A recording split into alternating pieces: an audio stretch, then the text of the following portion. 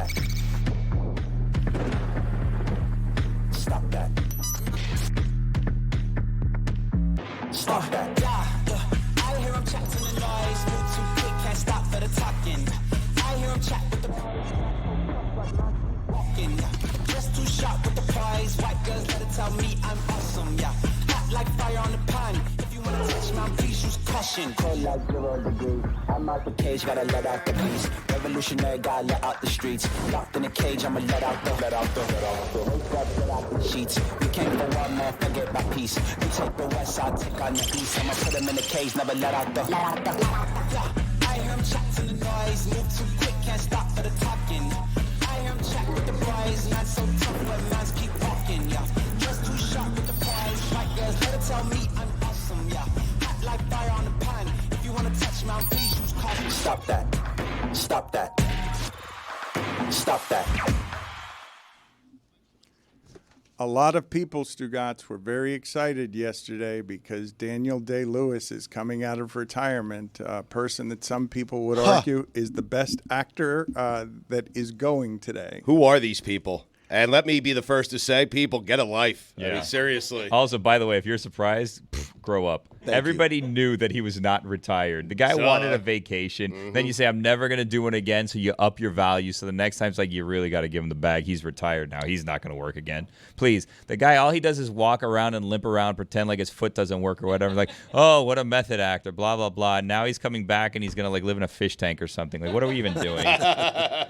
There's 3 retirements I never take seriously. Number 1, Daniel Day-Lewis. Mm-hmm. Number 2, Tom Brady. Yep. Mm-hmm. Number 3, Diana Taurasi. Really? Yeah. How about aging rock bands? Elton John? Oh, yeah. Anybody who says Stones, the last right. tour, anytime they say Any the last, musician ever. Dead and Company. they're never retiring. Never. So you guys aren't taking this where I thought you would be, which is a celebration of one of the great thespians in America returning to work. Oh, please. Well, he's Great. coming back to act in, I think, his son's movie, Dan. Do we know if his son is a good filmmaker or not? I'm going to guess no. He works hard. I'm going to guess no. The name of the movie, I don't know what it's Is about. nepotism. Is Anemotism. The name of the movie wasn't getting made without Daddy being in it. Okay, and Bullseye. Wordy title. Let's just play Stugotz's previous dismissal of one of the great thespians of our time. And finally, 3-time Oscar winner Daniel Day-Lewis has retired from acting. Good. Why good? Who cares about Daniel Day-Lewis? Takes himself way too seriously. I'm tired of him. The actor's actor. Please, get so deep inside the role. Please, Daniel Day-Lewis. Go away. Okay. See how empty your life is without acting. Have fun. Enjoy it. It's a good point, and we can't even trust that he's not just researching a retiree's role because that's what he does. Exactly. The guy's a liar. Right. A person who's retired from acting for his next. Exactly right. That's something that he would do. Well, he is a method actor. When he did My Left Foot, he only tried to use his left foot for many months when he was offset. I would say that Daniel Day-Lewis is one of the few actors that if he leaves acting, it's a genuine loss because he is a thespian. Mm-hmm. It's the last good thing he's done. Go ahead, name it. I dare you. I mean, go ahead, Lincoln. There Will Be Blood. Oh, yeah, that was good. That was back in 2007, though. What have you done for me lately? I mean, if you told me he was coming back and doing a Paul Thomas Anderson film, I would have been excited. But now I'm sort of holding my breath a little bit. That sounded like someone doing a Stugotz impression. It did. It didn't sound like Stugotz at all. I was like, who is this guy? That was Stugotz. Full of youth and vigor. Yeah. Is it because the voice was clearly filled with energy and youth and not sort of tattered by self-destructive tendencies and age? What are you talking about? If he was such a great actor, do a comedy. How about show me some range, great actor? Always do the same thing. Not a great actor. Here's some range in Stugotz's voice. See how empty your life is without acting. That's a good point by you, Chris. Like, it really does sound like someone doing a great Stugotz. See how empty your life is without acting. Have fun. Enjoy it. Why does your voice sound so much stronger? I don't know. My voice is also deteriorated, so I'm not sitting here just criticizing you, saying we haven't both aged. Right. Dan, I'm going to stand up for you. Your voice is not deteriorated. It is aged like fine wine because early Le Batard, very high-pitched and whiny all the time and very upset all the time. I've listened to the first episode. I think I've done this before. I listened to the very first episode of the Dan Le Batard Show, and you were so I'm like, why is this guy so angry? He's like, that's not the kind of show we're going to do. We're going to have Chris Mortensen on. We're going to have the experts on. I'm like, why are you angry, dude? And then it finds out that because people said you guys were going to die and within like 12 months or whatever. I have had tone issues for my entire life doing this, and I've never fixed it, and I've known it's a problem, and I know that it makes me strident, somewhere between strident and sanctimonious, unlikable, and it dilutes my message, and I've never been able to fix it even a little bit. It's gotten better, though. It's like imagine Daniel Day-Lewis in Super Badder, the sequel to Super Bad, and he kills it. That would be incredible. That would be impressive, would it not? I'll be impressed when I see Daniel Day-Lewis as John Wiener in the Don Le Batard Daniel story. Day-Lewis. Don Le Batard? Yeah. Daniel Day-Lewis. They got to change the name. He's just chain smoking heaters to get ready for the role. Well, they didn't get the life right, so. Can you imagine what Coaching the method acting for Daniel Day-Lewis to play Stugotz would be? He becomes a Jets fan. You made it Don Le Batard. Why? They don't have the rights. Yes. Yeah. Got to go Don. It's the You played unauthorized. hardball. You got to sign it over, Dan. You take the A, you make it an O, boom. I refuse to have Daniel Day-Lewis in a recreation of my life. I absolutely refused. I held on to my name because I didn't want to be represented by one of the great actors of our time. You're Because- not. because- Stu is, and that's why you were mad. And you right. didn't Yours sign is it like over. Jon You'd be Favreau. upset You were about it, mad, right, exactly. yes, Yeah, Jon Favreau. No. That's John Spot Favreau on. as Nope. Don Le Batard. Jim Belushi. oh. Oh, wow. That's what. Because if you say Favreau, he'll say yes. You got to figure out Really? the name. He'll say yes to Favreau. I don't think so. He you wouldn't had want a head Favreau to tilt. play you? I'm with No. Amin. I think he's accomplished enough where Dan would be No, okay with but it. as a Not director- thrilled, but okay with it. Not Yes. as an actor. Yeah. Dan doesn't want Favreau acting as him. You don't want Favreau playing you? I don't know why you would believe that Billy is speaking for me accurately. Like, I don't know why you're... It's just you did He's the head never thing. lied. We Guys, saw how it. about an aged Leonardo DiCaprio for playing Dan? I'd go Chris Penn. It's Oh, man. He's not with us anymore. Rest in peace. even better. I think it has to be somebody who looks a little swollen and Jim Belushi. is also B-list. Jim Belushi. B-list. According to Jim. Yeah, I think it can't be Leonardo DiCaprio. No. Daniel Now you've gone Day-Lewis too is far. going to be in a movie alongside another A-list actor. Well, we blew the budget on Stewis, though. Yeah. Okay, it makes sense. Jim Belushi. That's so you need somebody who is a bit frumpy. How about John Lovitz? He's too small. Yeah, too small. You know, Ooh, I what just about saw. Go one ahead. of the Baldwins. Daniel Wow. Baldwin. The one that we beefed with. The heavy one. years Daniel? ago, yeah. Zach Galifianakis, not terrible. The facial hair, I'm telling you, you see A this little picture small, though. He needs to be here? bigger. But we Dan's can too big. we can hide that at the camera. Well, how is Daniel Day-Lewis going to shrink himself down to Stugotz He's height? a method actor. He'll figure it out. He'll figure it out, I'm right. not worried about that. Exactly. He'll take 7 years off. He'll figure it out. Good luck at 5'8". I mean, 5'8". 5'8". on a good day. You guys just dismiss a couple of things about Men Daniel. always add 2 inches. Daniel Day-Lewis. Welcome back, Jess. Daniel Day-Lewis lived in Italy for a while to be a cobbler. He was actually making shoes in No, he Italy. wasn't. Okay, Jesus. I mean, I'm just telling You'll you. believe You anything. believe exactly right. You He didn't believe make a single anything they shoe. tell you. You guys won't believe anything. Like you guys call everyone a liar. Any fact that's placed in front of you. You guys are the reason there's disinformation all over America. Yeah, we're the reason, not Yes, the actor that tells it's you you he's guys. selling shoes in Italy that no one can verify. That's a pretty good. You know what? That's a good side by side, Chris. How about James Corden? Would you have James Corden be you? With jet black hair, he paints it Be black. fun. It works, I think. Yeah, I think it works too. James Corden opposite Daniel Day-Lewis. I don't think Daniel. Would it be a musical? Stewis is going to take that role. What do you have this movie being? You have it being a musical. Well, we're workshopping it. Yeah. okay. The Don Le Batard Show. Guys, we need to move on. John Goodman. Oh, wow. Oh, wow. Hold on. Mics No. will go off. Let's speak about another Daniel, Jayden Daniels. The idea Good that he transition. has started, about 10 minutes too late. The idea that he has started his career completing all of his passes. We spent all of yesterday talking about a truly abysmal Tennessee Titans-Dolphins game, while in the other game being played last night, you had, Monday night, you had all completions by the Detroit Lions, and we talked about the dreadful game. We've also talked a lot this season about how bad the quarterback play has been, how good the defenses are, how many 20 to 15 games there are. and the Commanders have the most efficient offense in the league, and this kid is just getting started. Like, how is that possible? Cam Newton came out of the box with one 400-yard game and then settled into being good, but not what Cam Newton became right out of the gate. Right. I don't know how many times in my career I've seen a rookie quarterback, not named Dan Marino, start with 4 games like I got this figured out.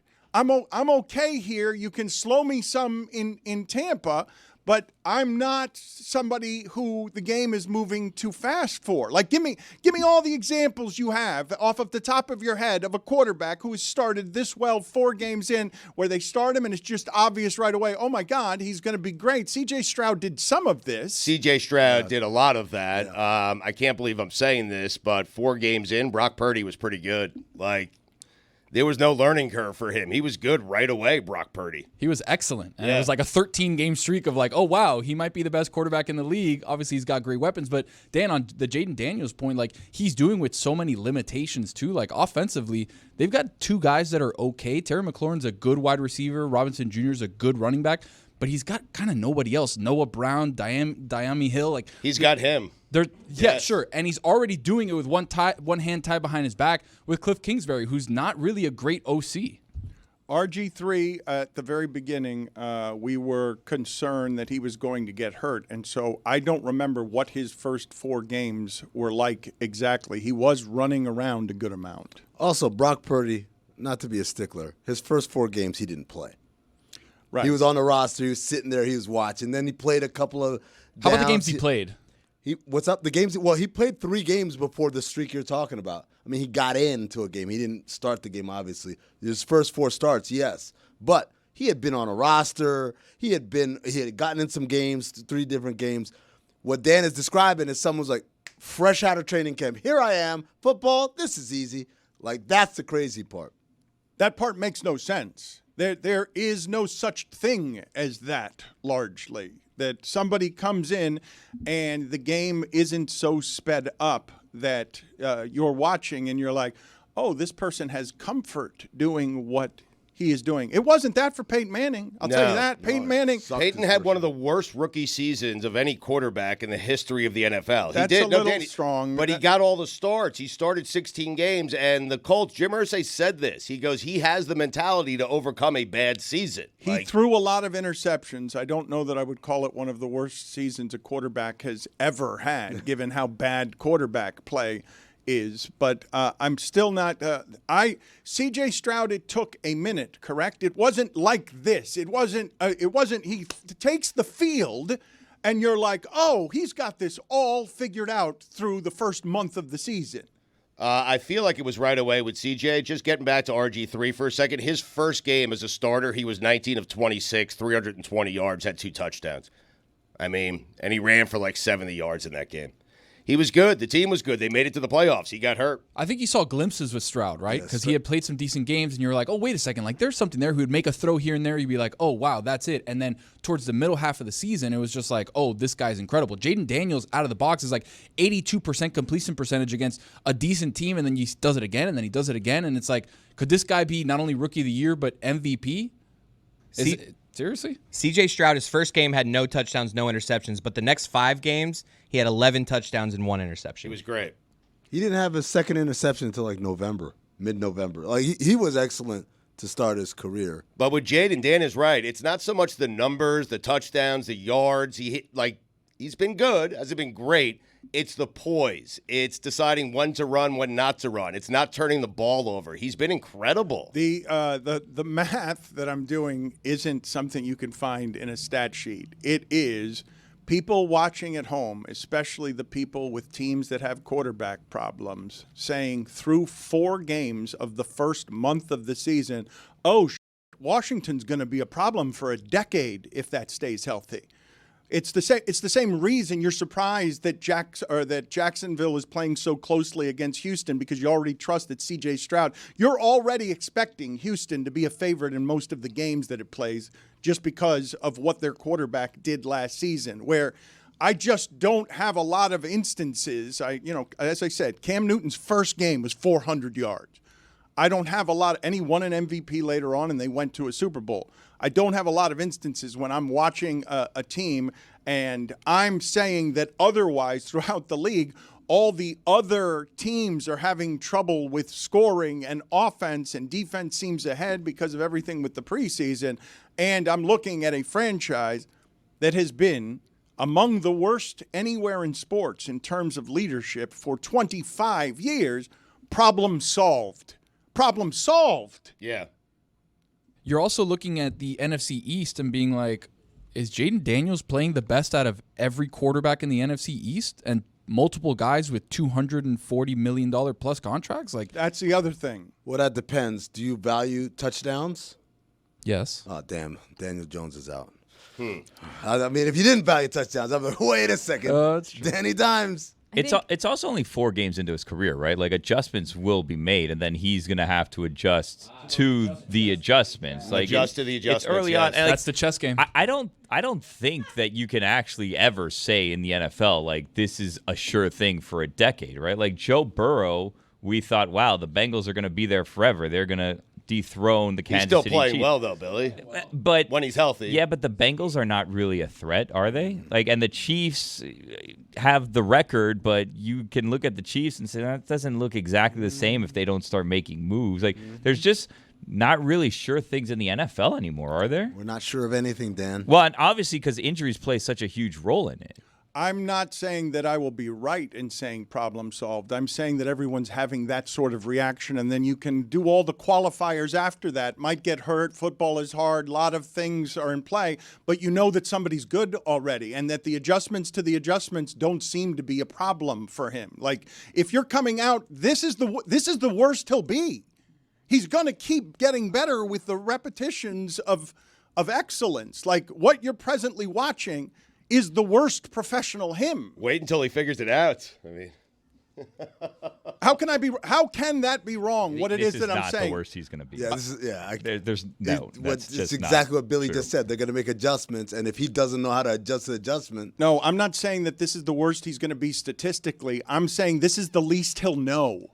That with reps and with experience that he's going to continue to get better. What I mean is that all of us? I mean, yes, it's all of us, but all of us don't start this way. Yes, it's all of us, and you should know, as somebody who believes in front office expertise and the measuring of talent, that this is as raw as this is going to look. Like, if you keep giving him seasons of snaps, and the only thing that becomes a problem is his physical health, because somebody might hit him in a way that his body deteriorates. But I just saw Derrick Henry run through a secondary at his age with all of that mileage on his body. And there are things that science can do now that helps these guys somehow recover and stay healthy. Did you guys see Derrick Henry's eating routine? He doesn't evidently eat most days until 5. So he's literally running through your secondary hungry.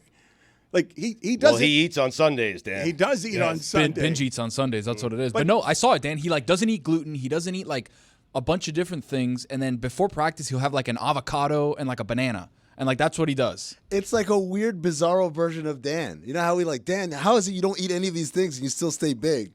But he's in great shape, and Dan's not running 22 miles an hour through the Bills secondary. I mean, you've been very mean to Dan today. Have I? I told him, hey, they're going to make a movie of your life, and they're not going to have the rights to it, but they're going to have Daniel Day-Lewis play Stugotz, and Dan was kind of nonplussed. He kind of poo-pooed, by the way. He poo-pooed some of our acting, like Jim Belushi. Didn't like Jim Belushi. Didn't like Corden. Didn't like Galifianakis. Didn't like Favreau. Yeah. Favreau? How dare you say no to Favreau? I didn't say no you to said anybody. No to Favreau. Accomplished actor, yeah. A lot of people were speaking for me, as is the case around here. Jeff Bridges. Sure. No, see, that's now we why. got him. But no, but It's then You get a quick funny response, guy. you know, Dan, that's Amin is right. If he gives you a quick response, that means he's good with it. Okay, how about they couldn't? He's mad at Amin. They couldn't reach an agreement, so they settle on Patrick Warburton. Oh, Putty. A lot of people my entire life have been calling me Flounder from Animal House, if you want to get that picture up there from a million years ago. That's something that greeted me my first show on Pardon the Interruption. They were already unwelcoming. Already people didn't want me there because I was neither Tony nor Mike. And what I got was, who put Flounder from Animal House on Pardon the Interruption? Oh, is that to do with the hat? Yeah. Yes. Oh, my God. How about Newman from Seinfeld? Oh, way nice. It gets meaner, Jessica. It keeps getting meaner. What? Well, hold on. What? Flounder? It's like you don't know what you're doing. You were trying to compliment me with Newman from Seinfeld. Better than Flounder. I mean, look, Flounder's got the eyes. It's the eyebrows, too. It's the That's eyebrows. Lebatard eyes right there. Just take this strip right here. Ooh. That would be like young Dan, though, right? Like in a flashback scene is young Dan. Crying at the Miami Herald because he can't it'd be- succeed at the beat work. It would be young Don. Young Don. Who's future Don? Because this is a time travel movie, obviously. And also, young Don works at the South Florida Sentinel. You got to change enough stuff so that Dan South like Florida it. Herald, Right. just so we don't get any. Yeah. There you go. Yeah. Can you Right, mix play 'em up. that audio and that video, please, of a sweaty Jon Gruden really being excited about about Daniels? You know why I'm so sweaty? I've been watching Jayden Daniels on film. That's it. I just sit here watching Jayden Daniels, and I start sweating. My heart starts beating. Watching him run around, this guy's freaking awesome. That's kind of porny. It's great. Breathy. It's pornographic. It's I'll tell you, man, I'm watching them and I'm just sweating. Breathy. Here, Got to go breathier. The sweat just starts pouring out of me, man, when I watch that film. I want to play that again, please, and I want to tell you, I want to give you this as context. This is not a football coach. This is not a football coach talking about a quarterback. This is just a man emerging from a booth at the Pleasure Emporium. You know why I'm so sweaty? God, I've been watching Jayden Daniels on film. That's it. I just sit here watching Jayden Daniels, and I start sweating. My heart starts beating. Watching him run around, this guy's freaking awesome. I love any statement that starts with, you know why I'm sweating? You have my attention. Why? Because it's like, no one ever asks, hey, man, why are you sweating? It's a good follow-up. You got to start with, you know why I'm sweating? Just this is my introduction right here. I generally know why someone is sweating when they're sweating. You never know. They're walking in from a hot outside. Or watching Jayden Daniels. You just There you left go. the gym, watching Jayden Daniels. Well, tape. maybe you assume that's what he was doing, and he's clarifying. That's a lot of sweat to be watching NFL highlights. Someone has to say it. It's too much. His handle is Gruden loves football. I saw that. I didn't know if that's an aggregator or that's his Hey, I'm not actual. sure. I just looked it up right now while we were talking, and it seems to be all Gruden videos, but I don't know if it's actually him or just someone who Is loves it LUV or is it LOVE? LOVE. If we go behind He's the the scene, LUV guy. if we go behind the scenes on this video, did he just get done with a workout and he's doing a thing? No, he did he was watching pour tape, dude. water He was onto watching his thing? Jayden. We're not Yeah. listening, yeah. What, behind the scenes? That's the scene right there. What really happened? I've got he just took a water bottle and poured it on his chest. No way. And it's just like, I've been watching film, man. I'm gonna do a video. Hey, honey, I'm gonna go in the office. I got an idea for a video. I've been watching Jayden Daniels film, man. He probably hasn't watched there's any some film. Biden there. Wait a minute. What were those Oh, well, the hands? hands- the hands hands were is- Biden. The hands were You want all Biden, Biden all control. Biden. Listen, man. That's a pretty good Jon Gruden. I can't say so myself. Tony, that was a good teammate, handing him your it was. Reno 911 glasses to help him with the Biden I like- impersonation. The noise Chris made while he was putting the glasses on, Yeah. we might need to cut for later. How about that debate last night? Juju, put it on the poll, please. Is Gruden loves football redundant at Le Batard Show? How about that debate last night? James Carville is about to join us. How did you guys feel about the debate last night? I was really hoping that it would just be better, and I'm just generally concerned about all leadership in America. Was it better? I didn't watch. Was it better? I had no idea there was a debate last night. We need to move on. Okay, we got to stay on topic here. How about Dan Aykroyd as future Dan? Ooh, I like that. I like Great that. call. I like Future that. Don, though. Yes. Future Don, my bad. Don't want to be sued. You gotta be again. Amin is a real stickler about these legal rights. It's got to be the Don Le Batard story. I think you guys aren't understanding. It can't. I have not allowed the rights to my movie, even though we're still picking the actor and asking my That is opinion, Mike. and then ignoring my opinion. He's very litigious. Looking forward to this one. I've been enjoying watching and listening to this man talk for more than 30 years. He's a Hall of Famer of American politics. He helped run Bill Clinton's campaign in 1992.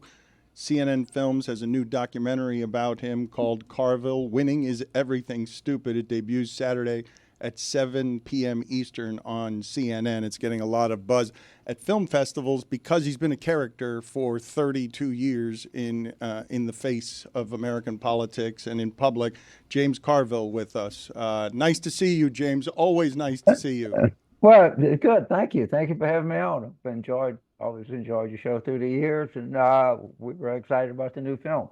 The Raging Cajun. This is exciting. That is correct. Yes. Before we get to what happened last night, James, can you just tell me why it is that America doesn't have better leadership? Well, I think we have at least we have a choice this time, and I'm enthusiastic about the vice president. But one of the things that I tried to address in the movie is we need to get really good people in politics and not running for office, working in campaigns, covering campaigns, reporting on campaigns. We need to tell people that this is an important and business, and it's a good business, and hopefully it makes that point. Before we get to talking about the film, which I imagine will examine your marriage heavily, because it's one of the most unusual you will find, not just in politics, outside of politics, because you guys are aligned spiritually, but not at all politically. What did you make of last night? I thought it was fine. Vance is a lot more articulate than Trump, but anybody's more articulate than Trump. And Walsh came across like a master sergeant and a football coach, kind of steady guy, plowing ahead, soldier on.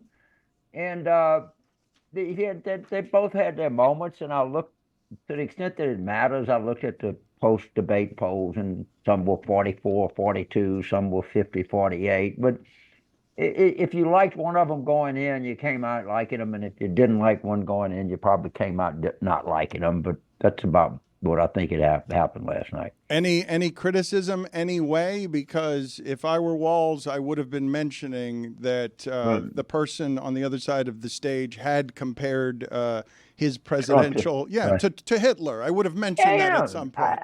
I think Walsh may came out a little slow, but that's not his forte. He had a little, but once he got his jersey dirty, he was fine. I think Harris probably came out a little slow, even in her debate against Trump, which she clearly won. But early debate jitters is almost a fact of life, and particularly somebody like Walsh who doesn't have a lot of experience doing that. But he came around, as I could say, he was hitting it pretty hard once he got his jersey dirty. A guy who hasn't come out slow, Jayden Daniels, huh? Oh man, I tell you, if y'all ever seen two rookies so far from the same university, Jayden Daniels and Paul Skeens, just knocking it like crazy? No. I mean, I really hope Jayden stays healthy the whole year, because that's going to be the greatest rookie baseball-football combo maybe in the history of professional sports if Jayden stays on track. And we're forgetting Brian Thomas Jr. Skeens has done it. It's historic. I can't believe, I shouldn't be surprised by this at all, I suppose. James didn't want to talk about politics at all. He was bored. And then all of a sudden you talk. Jayden Daniels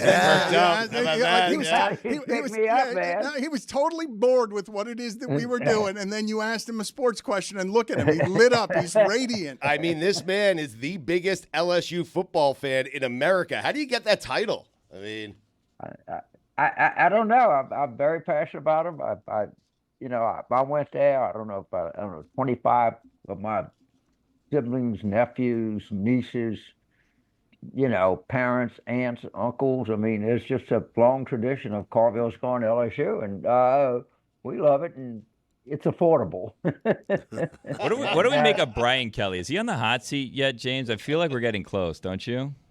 Why? Well, because we're not even 500, and he comes, and we go 10-3 for 2 years. Yeah. We got the number 1 recruiting or number 2 recruiting class for 2025, But what is this? You know, let me address this. I hear this crap all the time. He comes and LSU stole Brian Kelly from Notre Dame. It was just about money. Well, Brian Kelly was 12-0 at Cincinnati. Notre Dame stole him from Cincinnati. But why is it okay to steal a coach from Cincinnati but not steal a coach from Notre Dame? Yeah. And why in the hell would Brian Kelly be on any hot seat right now? Well, I just feel like we're starting to settle, Jimmy. You know, like we're here, we expect these big things, and all of a sudden it's just like, second best. Coach O wins championships. Exactly right. Yeah. You know what our record was in 2020 and 2021? What was it? All right, come on, man. It was under 500. Y'all the national media has the most selective memory of any people I've ever dealt. What is it? It's not just true in politics, it's true in sports. Yeah, Billy. Yeah, but then Coach O came in and Joe Burrow, and they changed the expectations for LSU, didn't they? And now we're just back to settling. It was the greatest college football team in history. We were 20-6 the last 2 years. We were under 500 the 2 years before that. I mean, come on, man. We're not really having this. And by the way, next year, and after this year, for the next 3 years, we're golden. I mean, the guy's been there 2 years, and because he left Notre Dame, the media hates him because we just love Notre Dame. You know, how could LSU be so mean as to take the Notre Dame coach away? What are we going to cover on Saturday? We don't have the Golden Dome and Touchdown Jesus, you know. We got to go there with a bunch of Cajuns, you know, eating weird food in the parking lot of the game. I think that maybe perhaps some people heard Brian Kelly's attempt at a wonderful accent such as yours and thought that he was perhaps a little phony. Care to comment on that? All right. Yeah, I'll comment on it. Imitation is flattery. Yeah. So, all right, the guy comes down. If I tried to speak in a Boston Irish brogue, I couldn't do it very well myself. But, you know, if you try. Can you try? Try it, please. Bastard. What I can get out. But why would someone be offended because you tried to appropriate our culture? Well, that's great. Joe Burrow was not from Louisiana. They called him Burrow, E-A-U-X. But I just think everybody in the national media just can't believe he left Notre Dame. We love Notre Dame so much. The whiny crap. You're really, he's right though. You are really, you're really hung up on this. Let's play for James at the risk of upsetting him. Let's play for James how bad this Brian Kelly accent was. It's a great night to be a Tiger. I'm here with my family, and we are so excited to be in the great state of Louisiana, but more importantly, to be with you great fans. If they're liking you want to go a few minutes? Oh, we got the approval from the publicist. The publicist was going to cut us off. That's because we're talking sports. That is absolutely right. James, what else are you fired up about in sports? What pisses you off? What else are you mad about? Well, I'm not too mad. I mean, I think the conference realignment, I think the SEC. I mean, I look how many must-see games we got. I'm excited about Texas and Oklahoma being in the conference. You know, I was a little. I hope our baseball team comes back. You know, we won women's basketball, baseball, gymnastics, all in a period of all in a 2-year period. And hopefully our basketball team did better last year than anybody thought. Almost like 500 in the conference. So hopefully make some progress there. But I'm really excited about the future of LSU football too. We got some really good, a really good crop of kids coming up. But it's a tough world out there. We play in a very tough neighborhood. Kim Mulkey turned the women around. Huh, Jim? She sure did. Yeah. She sure did. Yeah. You know, national championship, and I think it was Elite 8 last year. And from everything I read, they're going to be pretty good now. And you know, these games are sellouts. Mm-hmm. The biggest thing I've seen in my life in sports is the explosion in women's sports. And I tell you the truth, the women's basketball college game is they let them play harder than the men do. They play a fast brand of basketball, I think. in terms of the Saints, it was bad Sunday. Oh. Don't get me started on that. If we take a timeout with 1 minute to go. Right. You got and yourself started. 3rd and 2. I mean, what are y'all thinking? Not very much. But but I tell you got again with Jayden Daniels and Paul Skeens, you can't get any more exciting than that. So have you been watching Pirate games just because Skeens throws 100 miles an hour and strikes everybody out? When he's on, I tend to, I can't tell you that I'm, dying to see the August game between the Pirates and the Cincinnati Reds. But if Skeens is pitching, I do. It's pretty interesting to see. How do you manage this though as an LSU fan? Kim Mulkey seems awful. Kim Mulkey, what? Seems like an awful person. She seems awful. Like she seems. She's not awful. She seems like it. Right. She's competitive. And this guy in the L.A. Times writes a story about how pristine and precious the UCLA basketball team is, and how the LSU team is a bunch of Bayou rogues or something. We're used to that kind of stuff.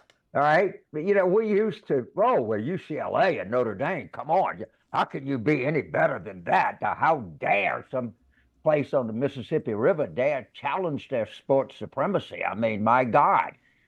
Sometimes people in the national sports media don't have any idea of how ridiculous they sound to people in the rest of America. And we saw that in that article, in that lead-up article to the UCLA LSU. Well, game. that article.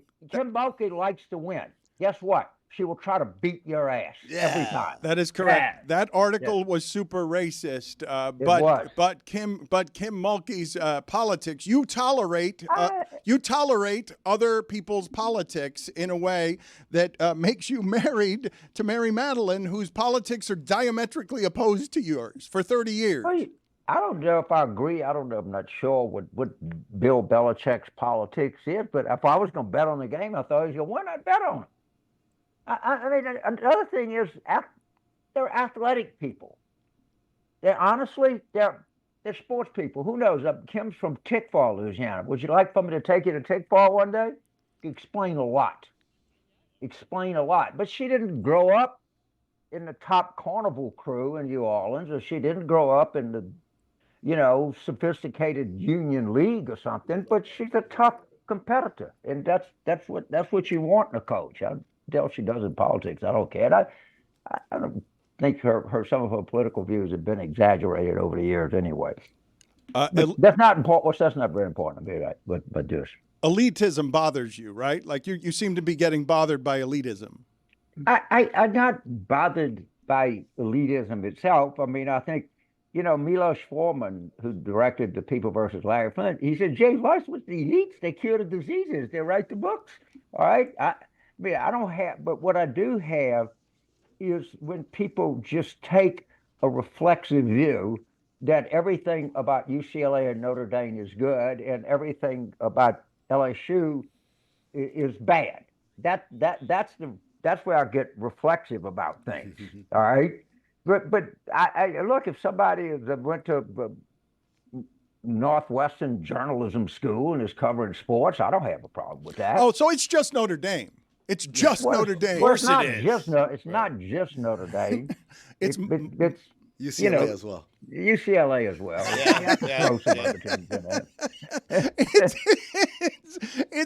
It's mostly Notre Dame, though. What seems to be bothering you the most is just generally Notre Dame.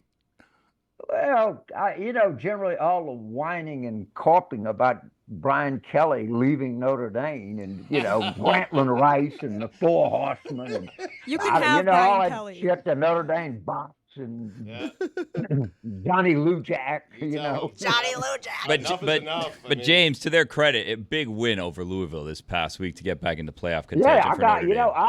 I had them, and it was they covered actually. I even bet on Notre Dame. I was getting smoked this year, but I had a good comeback with the Ravens Sunday. You get the feeling, though, and I don't know if it's just me and maybe the whole there does seem to be nationally this Notre Dame bias where if there is a bubble team and it comes down to like an LSU or a Notre Dame for the last spot in the playoff, it's going to be Notre Dame, right? Maybe. I mean, it's a 12-team playoff. Yeah. I actually think it's like the selection committee for the men's basketball tournament. I think they really try to get it right. I really do. A lot of times in sports they're just kind of close calls, and but I think for the most part I'll give them credit. They're pretty conscientious about it. By the way, Georgia's nowhere near gone just because they barely lost to Alabama on the road. They're still going to be around and still going to be pretty good. It was impressive the way they came back. James, we've been joking around today about having an unauthorized biography of Dan Le Batard, a movie coming out, and trying to cast for it. You were actually played by Billy Bob Thornton in an unauthorized biography of Bill Clinton called Primary Colors. How did you feel about his performance?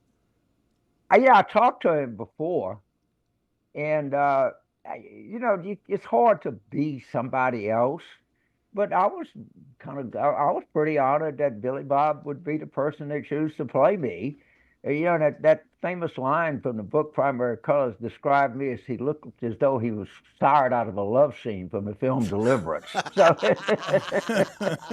oh no, that is not. Look at how that is terribly insulting, and yet He you loves find it, it yes. funny. I find it funny. So a rape in the woods is basically what it is. That's what. That's what I look like. And you're laughing. Yes. Yeah, of course I'm laughing. But it's pretty funny. You got to admit it. Is there anything that what are the things you care about more than LSU football, James? My daughters. Good answer. So that's I just think that you follow a team like that, you know what it means to everybody in the state. You're not just pulling for the football team; you're kind of pulling for the whole state. And I was my sister sits at exactly the same seat I sat in for Billy Cannon's Halloween run back in 1959. So that goes pretty deep, doesn't it? It does. Jessica has been waxing poetic about tailgating and the LSU night crowd, Stugotz. It's a really special thing. Great crowd. So Yep. tell us, James, explain to us, as somebody who's been good with words his entire life, the sense of community involved in having the same seat at that football stadium for 60 years. So the one thing that LSU does, okay, we don't have an Auburn. We don't have an Iowa State. We don't have a Purdue, okay? In terms of big-time sports, there's only LSU. So you don't really have a divided state, if you will. And, of course, the lore of the Cannon run back, and we had those seats in like 1959. I know we had them in 58, too. The whole thing just comes part, and it's a whole state that enjoys it, and it's really fun to be part of it. And I just hope we never lose, but I suspect that's not a realistic hope. It's a rare place where everyone's connected to, right? Like you find all these places in America that are divided. That's an easy place to remain connected. And then the night games, because we're at the end of the summer. So if you live in Boston, you love baseball season and the start of spring because you're sick of the wintertime. Well, we love football season because we're sick of the summertime. And the night games, you get out there and they get pretty juiced up before they get in the stadium. I'll tell you that, man. Oh, they can drink down there. Shit. That's the truth. That's why the night games are so great. That's the reason. They're drinking all day. My daddy used to say half the people in Tiger Stadium can't spell LSU. Just half, huh? The name of the movie is Carville, Winning is Everything Stupid. It debuts Saturday at 7 p.m. Eastern on CNN. What did you like about it? I like that the director actually worked in politics and covered politics, so he understood a little bit what we're about. And what I hope people see it and to say, I wouldn't mind doing something like that and get involved, because those guys look like they were having a good time. I mean, so much of everything in our culture is demeaning to politics, demeaning to political consultants, demeaning to everything. And what I'm scared is this is how you end up with somebody like Donald Trump. They say, well, the whole goddamn thing is corrupt. You got nothing to lose. Just do that. And I think that's a dangerous philosophy. So I hope people see this and say, well, that guy earned a noble living. That would be my fondest hope of it. You have been married, as I mentioned, for 30 years to one of the most prominent Republican consultants in America, Mary Madeline. What is the secret? What is the secret to keeping love alive when you're politically opposed? It's a lot of probing, and we would do things and we wouldn't get along. We'd fight and we'd find this. If we talked about this, it was better. It comes with family. And she's truly a fascinating, great woman. She's a beekeeper. She's a world-class editor. She gardens. She's got great taste. She's a wonderful, wonderful, wonderful mother to my 2 daughters. I mean, of all of the things, if you think about that you could have go wrong in a marriage, I think a political difference would not be as high as you might think. How does it go over with her the way the Republican Party stands on women's rights? I never speak for her. That is where I just, people ask me her opinion on something, and the 1 or 2 times that I've offered it, I got my head bitten off. So I'd have to say you'd have to ask her, because that's how you keep it going. That's the secret, James. You learn your lesson. James, you just answered the question. You answered the question after you didn't answer the question quite as well, because you just answered how it is you stay married for 30 years right there. Yeah, right there. Yeah, absolutely. I'm surprised that you had a second time where you got your head bitten off. I'm surprised you didn't learn it the first time. You're a smart man. Sometimes it takes, somebody said this, and I really believe it. The best education in the world is the second kick of a mule. James, thank you. It has been a pleasure to do this with you. If you have any other sports opinions you want to get out there before you go on your tour talking politics and getting bored talking politics, we'll give you one last chance to give a strong sports opinion on your way out. Or gambling picks. All right. I have no idea what's going to happen in the baseball playoffs, and neither does anybody else. The most unpredictable playoff of any professional sport there is. Sports predictions. Let's do this, James. Give us, for DraftKings, our sugar daddy, give us James Carville's sure thing DraftKings football game of the week this week. A football game you have your eye on the way that you had your eye on the Ravens last weekend. I gotta talk to my guy. You have a guy? Yeah, I got a guy. Okay. Wow.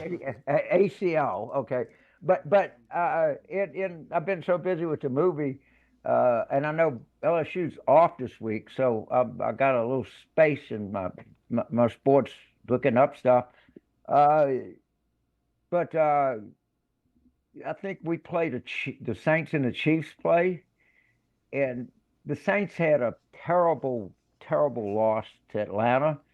I think they're a little better than people give them credit for. I mean, the Chiefs are the Chiefs; they're great, but they've had some tough games. I got to look at the point spread, but there's a rare weekend where I'm going to really take a good hard look at the New Orleans Saints. All right, there it is. That is close to taking the Saints. James, good seeing you again. Carville Winning is Everything Stupid is Saturday, 7 p.m. Eastern on CNN. Pleasure to have you on, sir. Thank you. Pleasure. A lot of fun being on here. You're a bunch of fun guys. Good luck to you. Thank you, sir. Jessica, I mentioned during that that you seem to be, among us, the biggest tailgate aficionado that we have here. I don't think we have a bigger one in our business. Well, it would require people going to the games. Yeah. Sorry, that was a Miami dig. I had to get it out. I haven't done one in a while. Yes, Stan, that's correct. I love tailgating. But did you do some recently that made you come back here just generally excited and not worn down by tailgating? I was thinking a lot this weekend about how the recipe for making me specifically happy is very easy. Just give me an open trunk with a folding table and an array of chips and dips. Yep. That's all I need. Just some chips, maybe 2 or 3 different types of chips, a cracker, a tortilla chip, and a potato chip, preferably kettle cooked. Chairs are overrated. She's so right. Just the whole thing. Open up that back thing. Open up the trunk. Yep. And then several dips. I'd like a salsa perhaps a queso. If it's hot out, I don't want the queso because it will rot in the sun. But maybe like a spinach and artichoke dip and perhaps like some sort of onion dip. How do you feel about because they're very communal, these things. So like you're tailgating, there's cars all around. How do we feel about the guy you don't know walking over with a tray of food to like, hey, I got these corn dogs. And Dangerous game, If I man. don't know you, right. it's like it's one of those things where I always just I'm a polite pass. Like, no, I just ate. I'll lie. I'll just You're be a like, family out there when you're tailgating. You eat anything off of anyone's plate. No. Chris, to your point, I think it depends what it is. Like something like a vegetable, probably not going to have as much salmonella on it if it's cooked. Then perhaps an undercooked piece of poultry from someone that you don't know. However, just a if no it's for me. alcoholic, you have to. Oh, a Jell-O accept. shot I'm taking. You must accept. If it's a Jell-O shot, I don't care where it was made. Never tailgated before in my life. Really? What? Not even once. I would like to formally invite you to a tailgate next Where? year. That's so nice. At Notre Dame. Wow. You Is it can gonna be come with cold? me and Priya. No, it was actually really nice this weekend. If Priya's there, I'll be there. Nice. Why have you never been say to that was a easy. tailgate? I'm not offended. I don't, well, like when am I supposed to tailgate? At a football game. Anytime you would go to a Right. football Georgia game. Tech. I get there at 1 o'clock when it's kickoff. That's when I get You there. prefer a skybox to a tailgate. You prefer concessions to tailgate. I can't say I prefer it because I've never done a tailgate. I just prefer not to spend my whole day in a parking lot. Put it on the poll, Juju, at Le Batard Show. Better food, concessions, or the tailgate, or how do I say it? Better experience? Because everyone's going to take tailgate if I make it experience instead of concessions. But I think what he's saying, show up at the stadium, antiseptic, skybox, do concessions. I think it has less color than what we're talking What about. Amin is saying is he just wants to get right to the game. He doesn't need to sit around in a parking lot sweating his ass off for 15 hours before the game to prove that he's a bigger fan than everyone it's else. a spiritual journey. You're there for the party as much as you're there for the experience as much as you are for the game. But sometimes you overdo it, Dan. You don't make it to the game. I mean, Yeah, and you have a great time. So I'm there for the parking lot. The game to me is I could watch that on TV and be just as happy, especially when you're sitting at a game and there's maybe some people in your row, some people in your section that don't watch a lot of college football. They don't know the rules. They don't know what basic concepts are in college football. And they yell things like, oh, here they go again with that stupid run-pass option thing. Oh, I thought you were going to say, oh, here they go again with another home run. RPO. The thing that they do at tailgates that I'm over, that I've outgrown, I just can't do it anymore. Like I said, you give me a Jell-O shot, I don't care who made it, I'm taking it. I'm not shotgunning beers anymore. I was at the week 1 Dolphins. You're nearly 40. Why would you? Well, anymore. Yeah, go to a Dolphins tailgate. I'm just saying, like, I know, Billy, you What live a happened? different life than some people. It's still a thing that happens at tailgates. Everyone's always like, shotgun o'clock, and I'm like, I'm just good, guys, because I'm going to be the guy with the half beer. I'm just dropping it. I'm done. I'm not doing that Half whole thing. beer. Come on, buddy. I would say that we have officially arrived at the point where watching the game at home, the game itself, is more fun. It's a better experience and gives you more options watching other games than going to the stadium itself, even with the energy of community feeling. If you're someone who absorbs energies and really likes 80,000 people roaring with you, I still think the experience at home watching a game during the game is better. But what would make the experience at the stadium better is the tailgate. It's only the tailgate. Like, I don't think I can say anything else on behalf of the stadium experience. You have to go, you got to get parking, you got to go in traffic. Here, it's hot as hell. I would prefer to be at home, except for the tailgate and enjoying the party and the barbecue with your friends. Somebody who does it well. When's the last time you went to a tailgate? I'm going to say, I don't know, 2 years ago. Really? Really?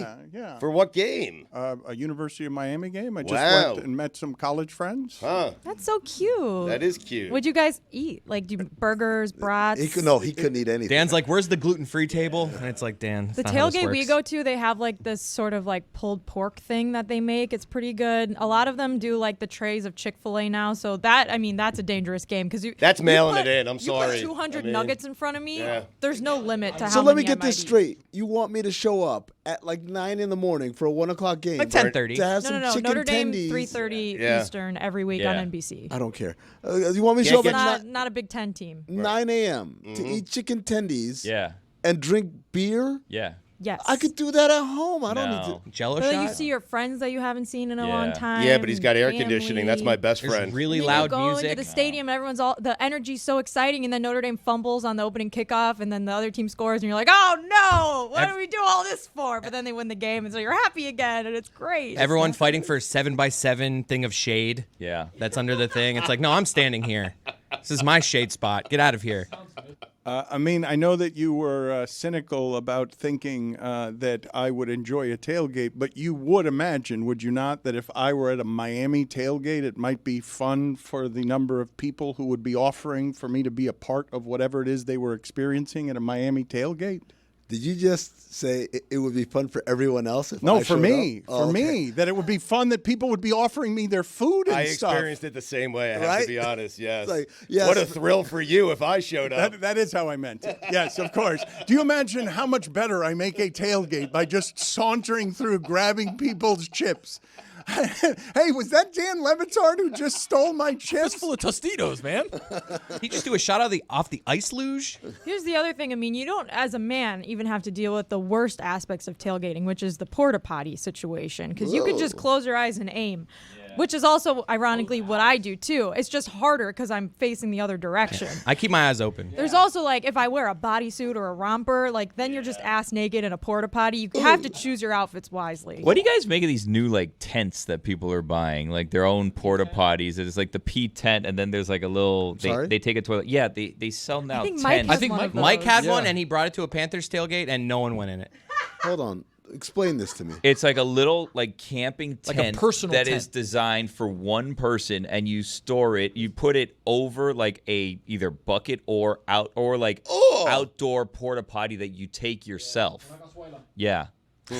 Una cazuela. That's what it is, Dan. It's una cazuela. It's a thing on the floor in the tent. You almost have to like kind of like crouch down because the tent isn't like tall. It's The hover technique. And it's yeah, like hover, you gotta like kind of sit there. It's like like the thinnest material either. Like when you go in there, you just feel seen. Did I Mike- feel like everyone can see me. Did Mike use it?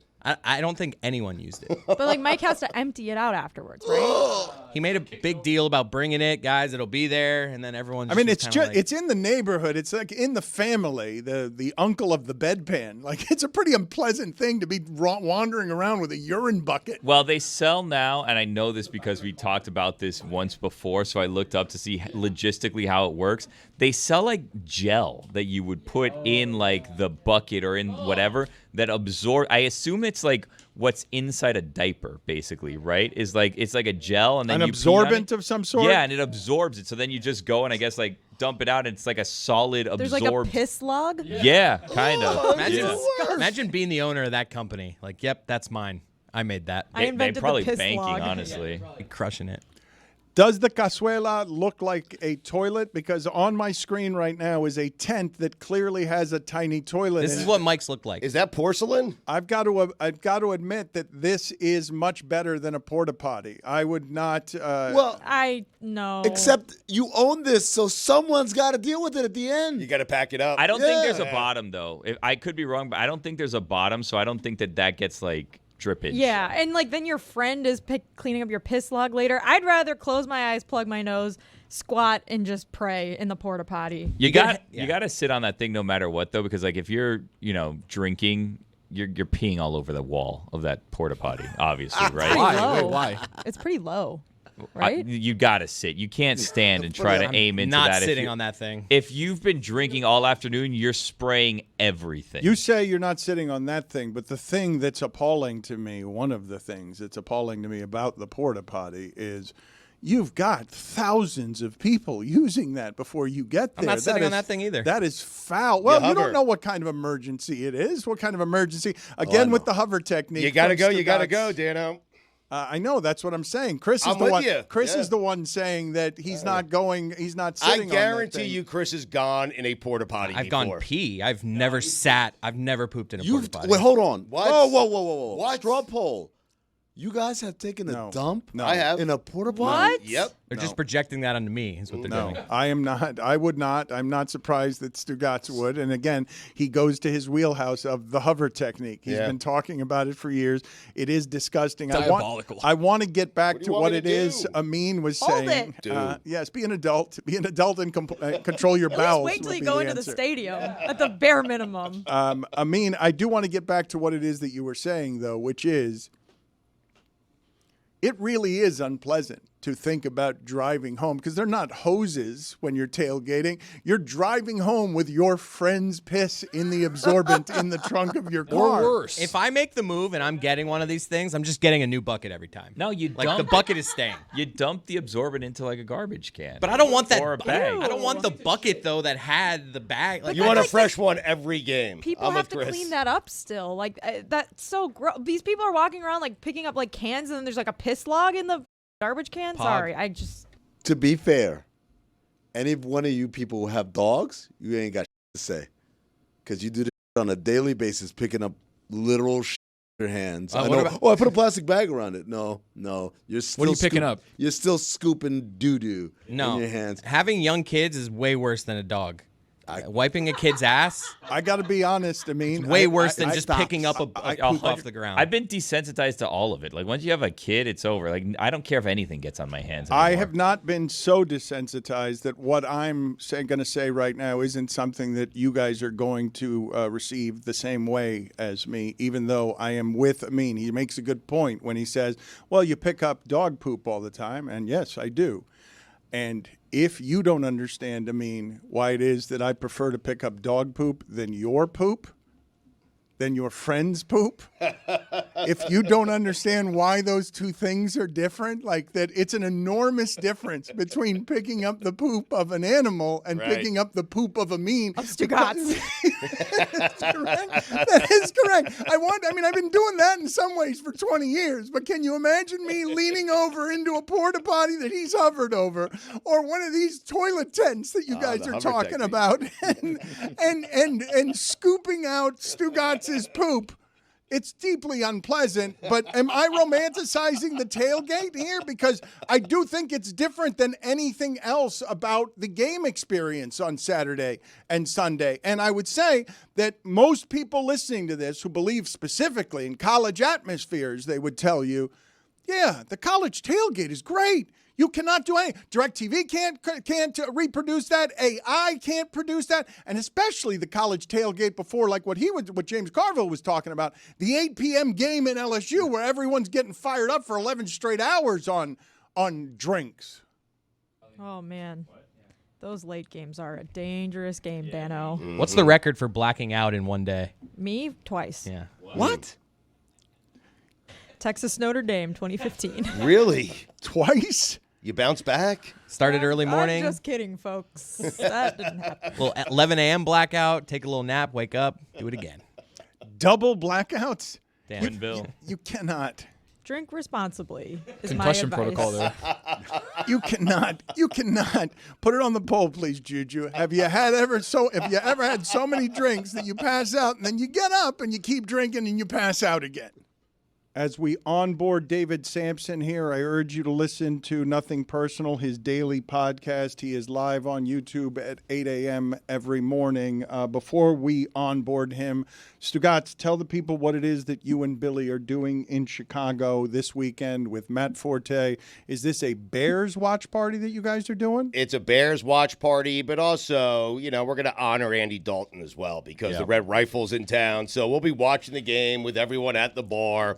I think, I'm not certain, and perhaps I shouldn't say this unless I'm certain, Sarah Spain will be joining us out there. Matt Forte is going to be joining us as well. What bar? I think you should tell people what bar so they could get to that bar. Do you know what bar we're talking It's about? at Joe's on Weed, if you want to go there. Yeah, check it out. We're going to be starting at noon Central Time, 1 Eastern. It's also going to be streaming live on our Le Batard and Friends YouTube channel. So if you're not in Chicago, you can watch us online on YouTube. We're going to be watching the games and talking to some friends, and Sarah Spain, too, and Matt Forte will be there, and Tony's going to be there.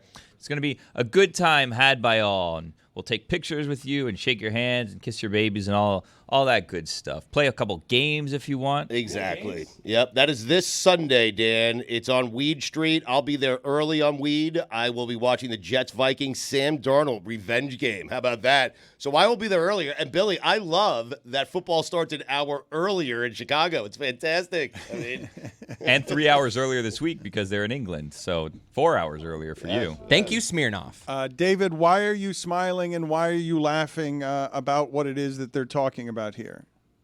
I'm sorry to be distracted. I was checking the Northwestern women's lacrosse schedule. Sorry. Yep. My bad. No game, right? No game.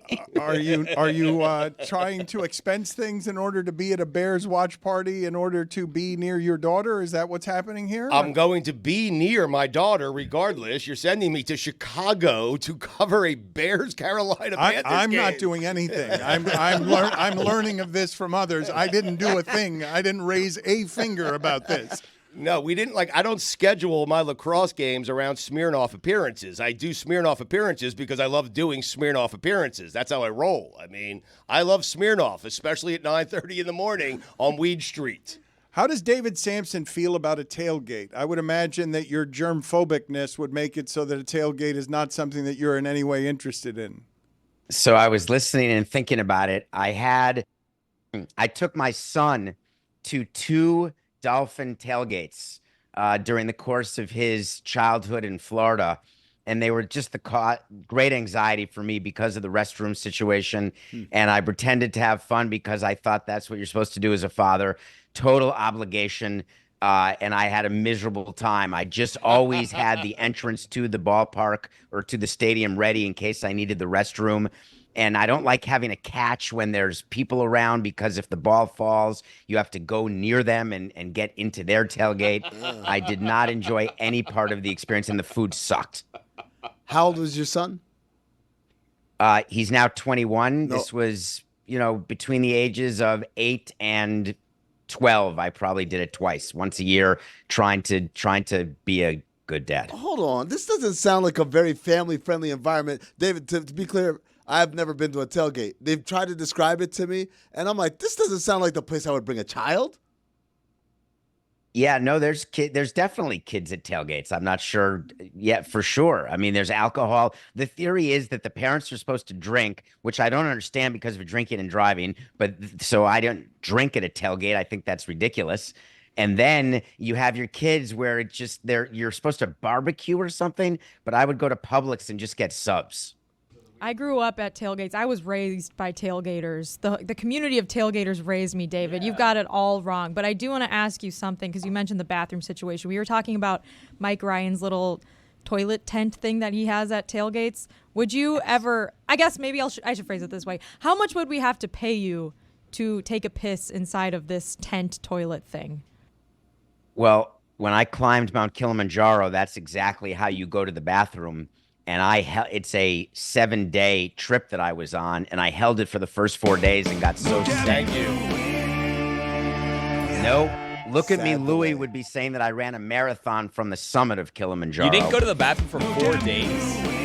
Just say when you climbed the mountain. So I got really sick because I did not use the bathroom for 4 days because they carry those exact tent toilets, and I would not use it. And so what happened was there was a doctor in the climbing crew, and I had some issues in my intestines and in my stomach because of altitude and not a willingness to go to the bathroom. And they fed me something that forced it. And I can only tell you that it was my worst nightmare. What was it that they fed you to force things out? So there's a bunch of medicine they carry when you're climbing Kilimanjaro, and let me tell you, they've got it down pat. That works. You take the pill, and you basically have to take it when you're in the bathroom. Up your butt or in your mouth? No, this was oral. I would not do. I was 2 days. It's funny you mentioned that, but now we're getting way too personal. If you go 6 days into Kilimanjaro and you refuse, they will go up the southern border. David, when you go to, because, you have described yourself as a germaphobe and someone who, gets stressed out about things.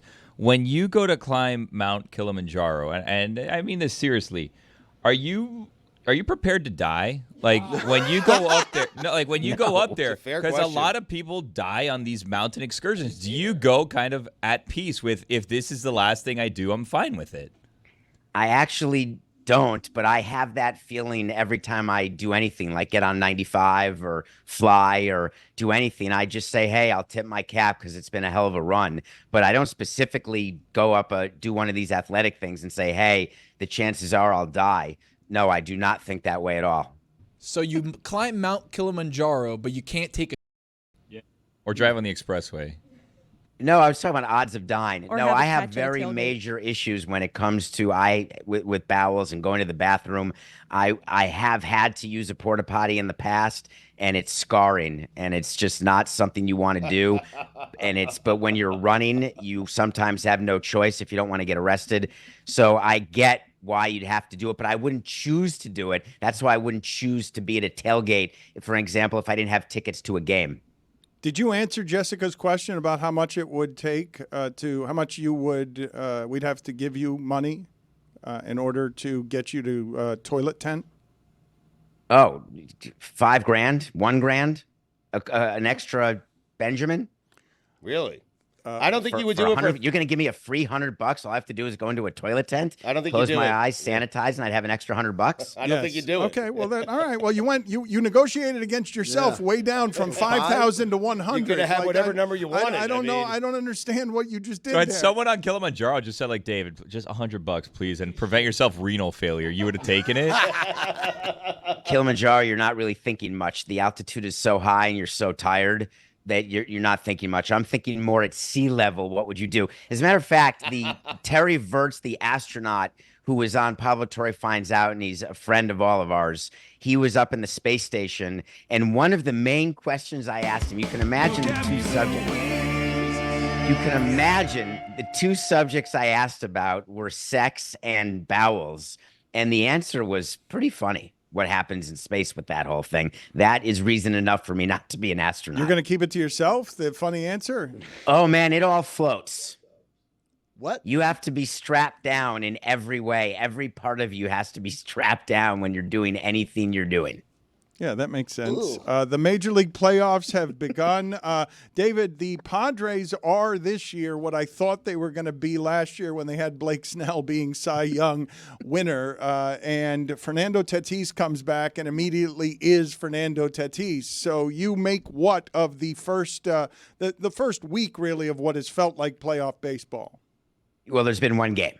I know, but you had what the Mets and the Braves were doing with the doubleheader. It has felt like there have been, it felt like the playoffs had already started. So that Monday doubleheader was fixed to split, of course, because the Mets, no matter what the Braves to be in, were going to play the Padres, but the Mets had the opportunity to eliminate the Braves, but then they'd have to go to San Diego. And why would they want to when they could go to the great city of Milwaukee? But no, the playoffs started yesterday, and I did something on Nothing Personal this morning that I don't do often, and that's compliment A.J. Preller, the GM of the Padres, the way he got the bullpen in line with the former Marlins, and the way he has built his lineup, his rotation as well. I mean, let's face it, they're a deep, good team, and if you're Major League Baseball, you're thinking if they can get by the Braves, which they will, then you've got them playing the Dodgers. So either way, we either get the Padres, or that means Tatis or Ohtani. They'd rather have him. But one of the two are going to be in the NLCS. You're feeling really good about yourself.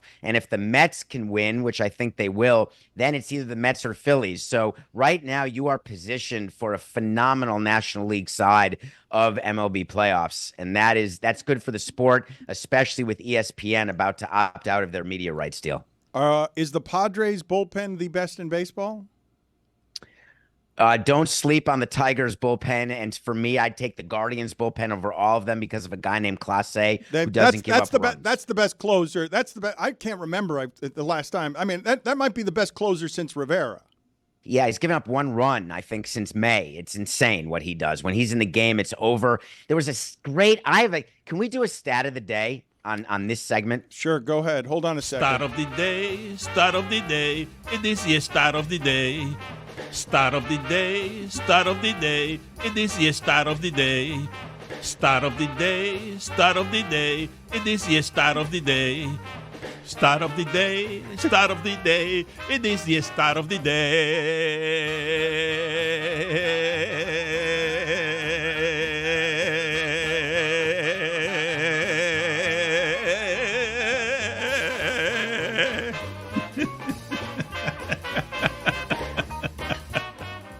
You better not be down 3 runs in a Major League Baseball playoff game, because in the last 540 playoff games where a team has had a 3-run lead or more into the 9th inning, teams are 1-539. So there's a chance. I've got another stat of the day, a dueling stat of the day. Career postseason hits. Wenzel Perez 2, Mike Trout 1. What? Trouty. Shohei Ohtani 0. That's right. He is. It would be a real disaster, David, if the Dodgers get eliminated as Ohtani goes 1 for 16. Also not surprising. That's baseball. To end the season. It would be hugely surprising. It would be hugely surprising if the Dodgers get eliminated and Ohtani goes 1 for 16. Not at all, actually. That is baseball. Thank you. Okay. All right. Let's see it happen and see if people are surprised by it, shall we? You guys can go ahead and say that's baseball. You know what's not baseball? What he's been playing for 2 months. What he's been doing for 2 months is not baseball. Classic rest versus rest, though, now, Dano. The stretch of the last 2 months for Ohtani is the best thing I have ever seen in baseball, Barry Bonds included. Yeah, 5 days off, though. Ridiculous. It's not ridiculous. It's not even close. To Barry Bonds at his steroided prime, it's not even close. Don't even do that. Don't do it's not close, David. You can't. You're not allowed to say it's not close. You're not. You're not. Aaron allowed. Judge this year and 2 years ago. You're not allowed to say it's not close, David. What do you mean it's not close? Then cut the microphone off. I I'm understand. just saying. Country, Guys, we have a lot to get to. I understand that Barry Bonds has had like 9 better seasons than this season by Ohtani. Then that just in nullifies advance. your argument. No, but you can't say it's not close because it is close. Like the math of it is close. It's within 9 seasons. Essentially is what you're saying. I mean, It's not even close. Res ipsa loquitur. See you later. Is that pig Latin? Bishop to Rook 9 on you, Dan. Got your ass. Yo, Dan, I was like, what the did you just say? I didn't have a move for that. When he went, That's game over. When he blew a mist of Latin in my face, of old school Latin, I really didn't have an argument for that other than Is there new school Latin? What does that mean? Old school Latin. Dímelo! Venga. Can you tell me, David, if there is something that you feel like you can expect from the baseball playoffs? Well, you can expect that a team who scores first is going to win the game, and a team who out-homers the other team is going to win the game. What I can't expect is what is hard for me to explain. Yesterday, 3 out of the 4 road teams won. And it is a major issue within baseball circles how little home field matters and how you fight for it all season long in theory, but that at the end of the day in a short baseball series, it just doesn't matter as much. So they're always looking, and when I was in the game, we're always looking to find a way to further penalize teams that finish behind other teams other than just home field. And there's never been able to be a vote to figure out what that can be. They're trying it this year, and they've tried it for the last couple of years, with this round being all in the higher seed stadium. So 3 straight days, 3 straight games, all in the higher seed. But as we saw yesterday, it didn't matter. Can you tell us, because you've been on with us before and you kind of hate that you feel like you got a criticism down here with your team, which won 2 championships, that the Heat and the Dolphins don't get? And I know that you think that Mike McDaniel and Stephen Ross have skated for all things Dolphins. So you see that Monday night performance and think what? The only thing I was thinking watching it is that you're only as brilliant as your best player and how that best player performs. And Mike McDaniel was this boy genius who everyone couldn't wait to write columns about, that this is it. We are set in Miami with greatness, with Tua now signed and Mike McDaniel. And now he looks like a putz because all of a sudden he has a terrible quarterback. And then you pan into Stephen Ross and show him in the suite with Dan Marino or whoever he's with. And there has not been a less successful owner in your town in the history of sports in Miami than Stephen Ross. Not one. No matter how you slice it. Not John Henry, not Bruce Sherman, not Wayne Huizenga, not, David Epstein with the Panthers. None of them. Steve Ross is the number one. And for some reason, people are like, oh, we love going to F1. Hey, everybody, it's Mike Ryan, and I want to tell you about two of my favorite things, football and Miller Lite. And when you combine the two, that makes for one heck of a Miller time. See, Miller Lite has great taste, but is also less filling. And football, well, it's just spectacular from start to finish. You put those two things together, you've already carved out a perfect day. Miller Lite keeps things simple with undebatable quality, great taste, and only 96 calories. It's a beer that strips away everything that you don't need and holds on to what matters most. A light beer that actually tastes like beer. Make your game time taste like Miller time. Tastes great and is less filling. Let it be both. To get Miller Lite delivered right to your door, visit MillerLite.com/Dan. Or you can find it pretty much anywhere that sells beer. Celebrate responsibly. Miller Brewing Company, Milwaukee, Wisconsin. 96 calories per 12 ounces. Fewer calories and carbs than premium regular beer. I want to go back for a second on something you said because we skipped right over it, and I don't think we should. You said the Mets-Braves series was fixed, that the doubleheader was fixed. I didn't know if he was joking there. Both teams were there was an incentive. Once you win the first game, the Mets were incentivized to lose the second game. And if the Braves had won the first game, they were not at all incentivized to win the second game. They would have pitched. I would have been called up to pitch that game, regardless of whether Chris Sale was injured. So the Diamondbacks needed a sweep in order for them to make the playoffs, and that just simply wasn't going to happen. Baseball was more than happy having the Braves and Mets in it, but more importantly, there's nothing that baseball could do to make the Mets try to win the second game once they won the first, because they wanted to go to Milwaukee and not San Diego. But fixed, David? Fixed? So we've had this discussion before. Fixed, it's not the Black Sox. It's not that there was a handshake agreement between the teams, though I'm not saying those conversations don't happen. What I am saying happens is that the desire to win a game, if you don't have it, you won't win the game.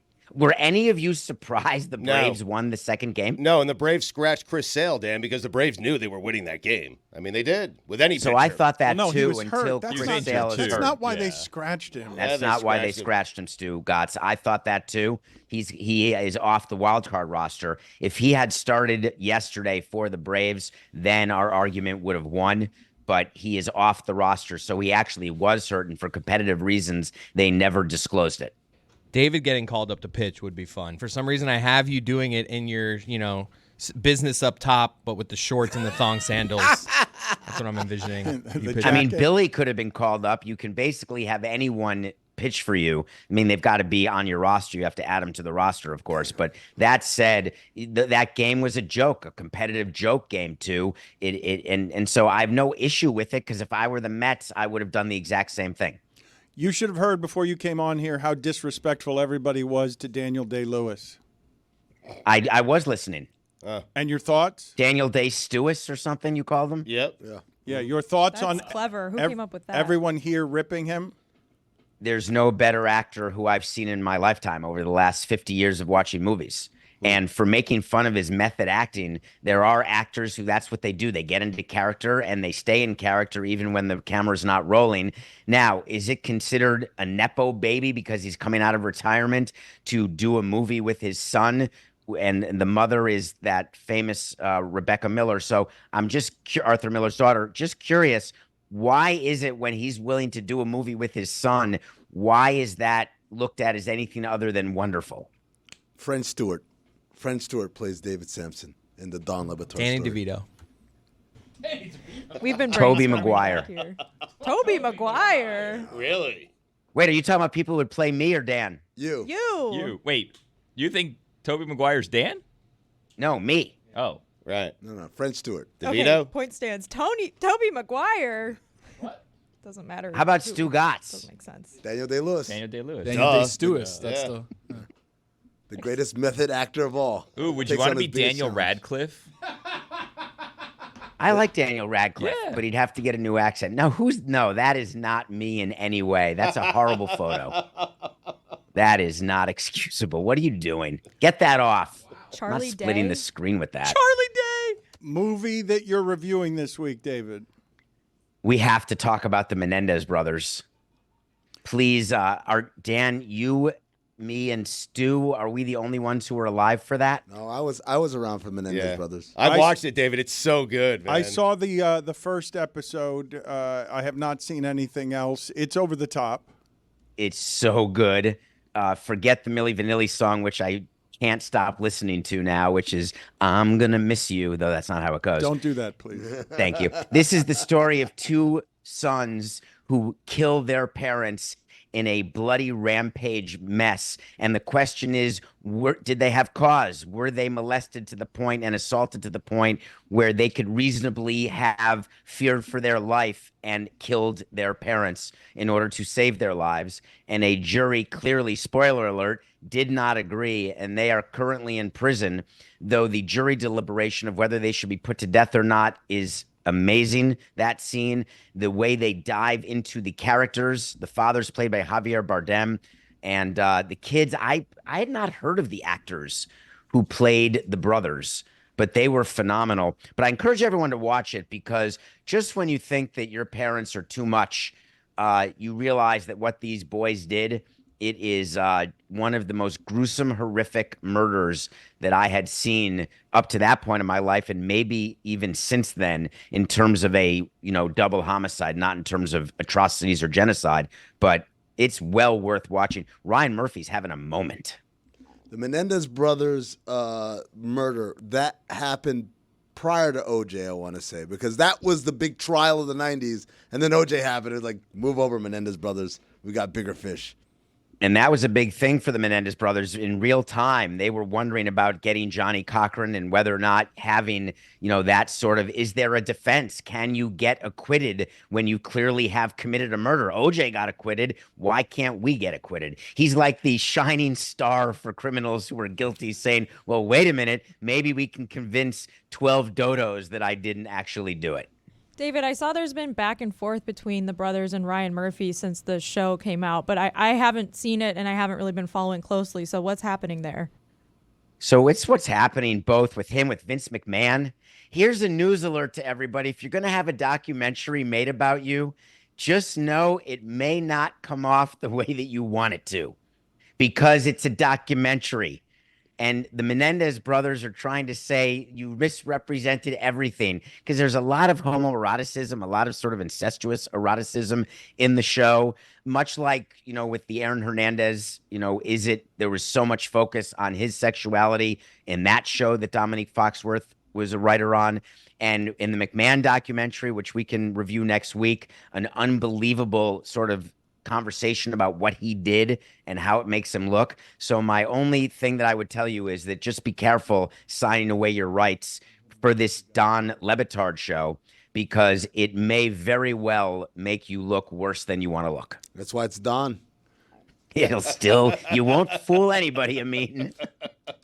David, thank you for being on with us. Again, Nothing Personal is the name of the podcast, and I urge you to check it out for a number of different reasons, not the least of which is there are not a whole lot of people doing it that way. I heard the other day, I think it was Danny Parkins was saying that the job that Colin Cowherd does is the hardest in this particular space because it's just one person talking. McLovin as David Samson. Oh, that's a good one. Wow, Christopher Mintz-Plasse. Yeah.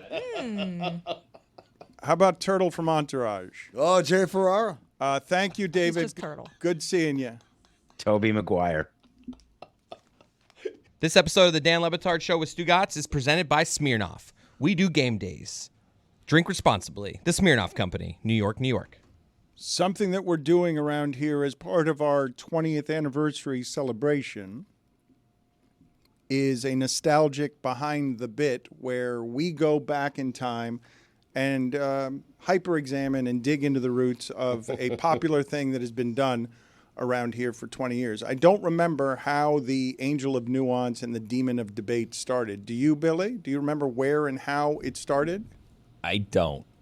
Exactly. And I was part of it.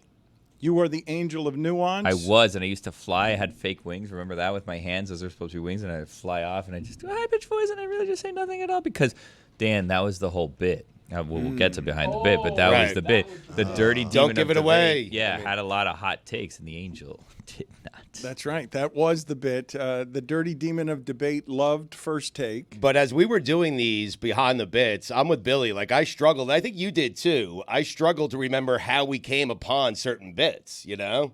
Well, most stuff is unorganized around here and just emerges when we're in the middle of it. Well, it was all like the questions were very much like, so do you remember exactly what led to this bet and this punishment? I was like, no, it was like 15 years ago. I don't remember what I had for breakfast.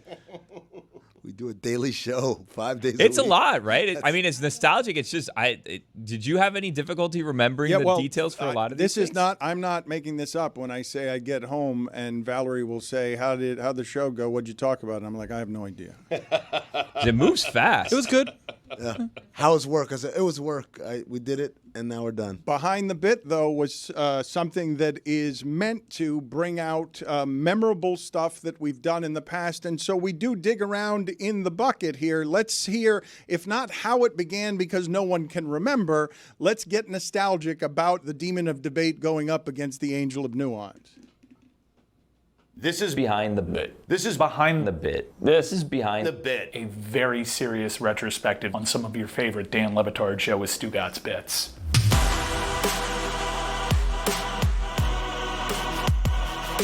How did this demon character come to be? I'm not super sure on the origins, other than we really like to make fun of debate television. Michael Jordan, when Michael Jordan came back, when Michael Jordan came back to the Bulls, and they had added Tony Kukoc, who was like the best from playing baseball. Yes. Compared to what was going on ESPN, our show kind of stuck out. There were times that I used to have to, like, I had wings with my hands, and then I'd sometimes would fly out of the screen. And all of this was on ESPN, so it's strange. And also just a device to integrate video, because that was a new toy for us back then. Brady and Belichick are the most successful coach player duo probably since Bill Russell and Red Auerbach. Incredible.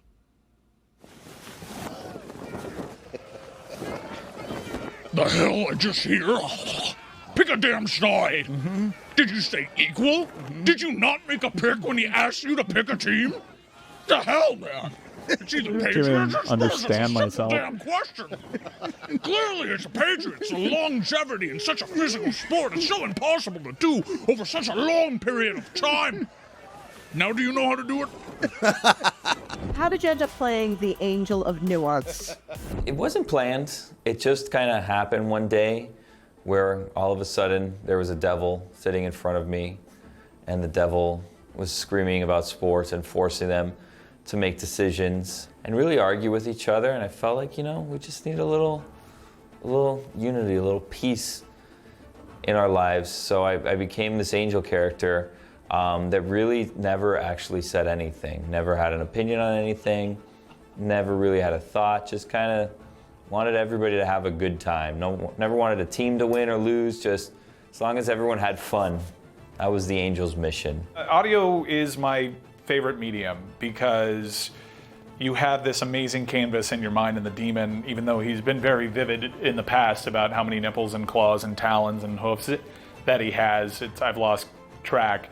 You can put yourself there. Look at me. Look at the center one, right at the center of my skull. The center of the four center. The center They of line four up eyes. directly with my nipples. All 6 nipples.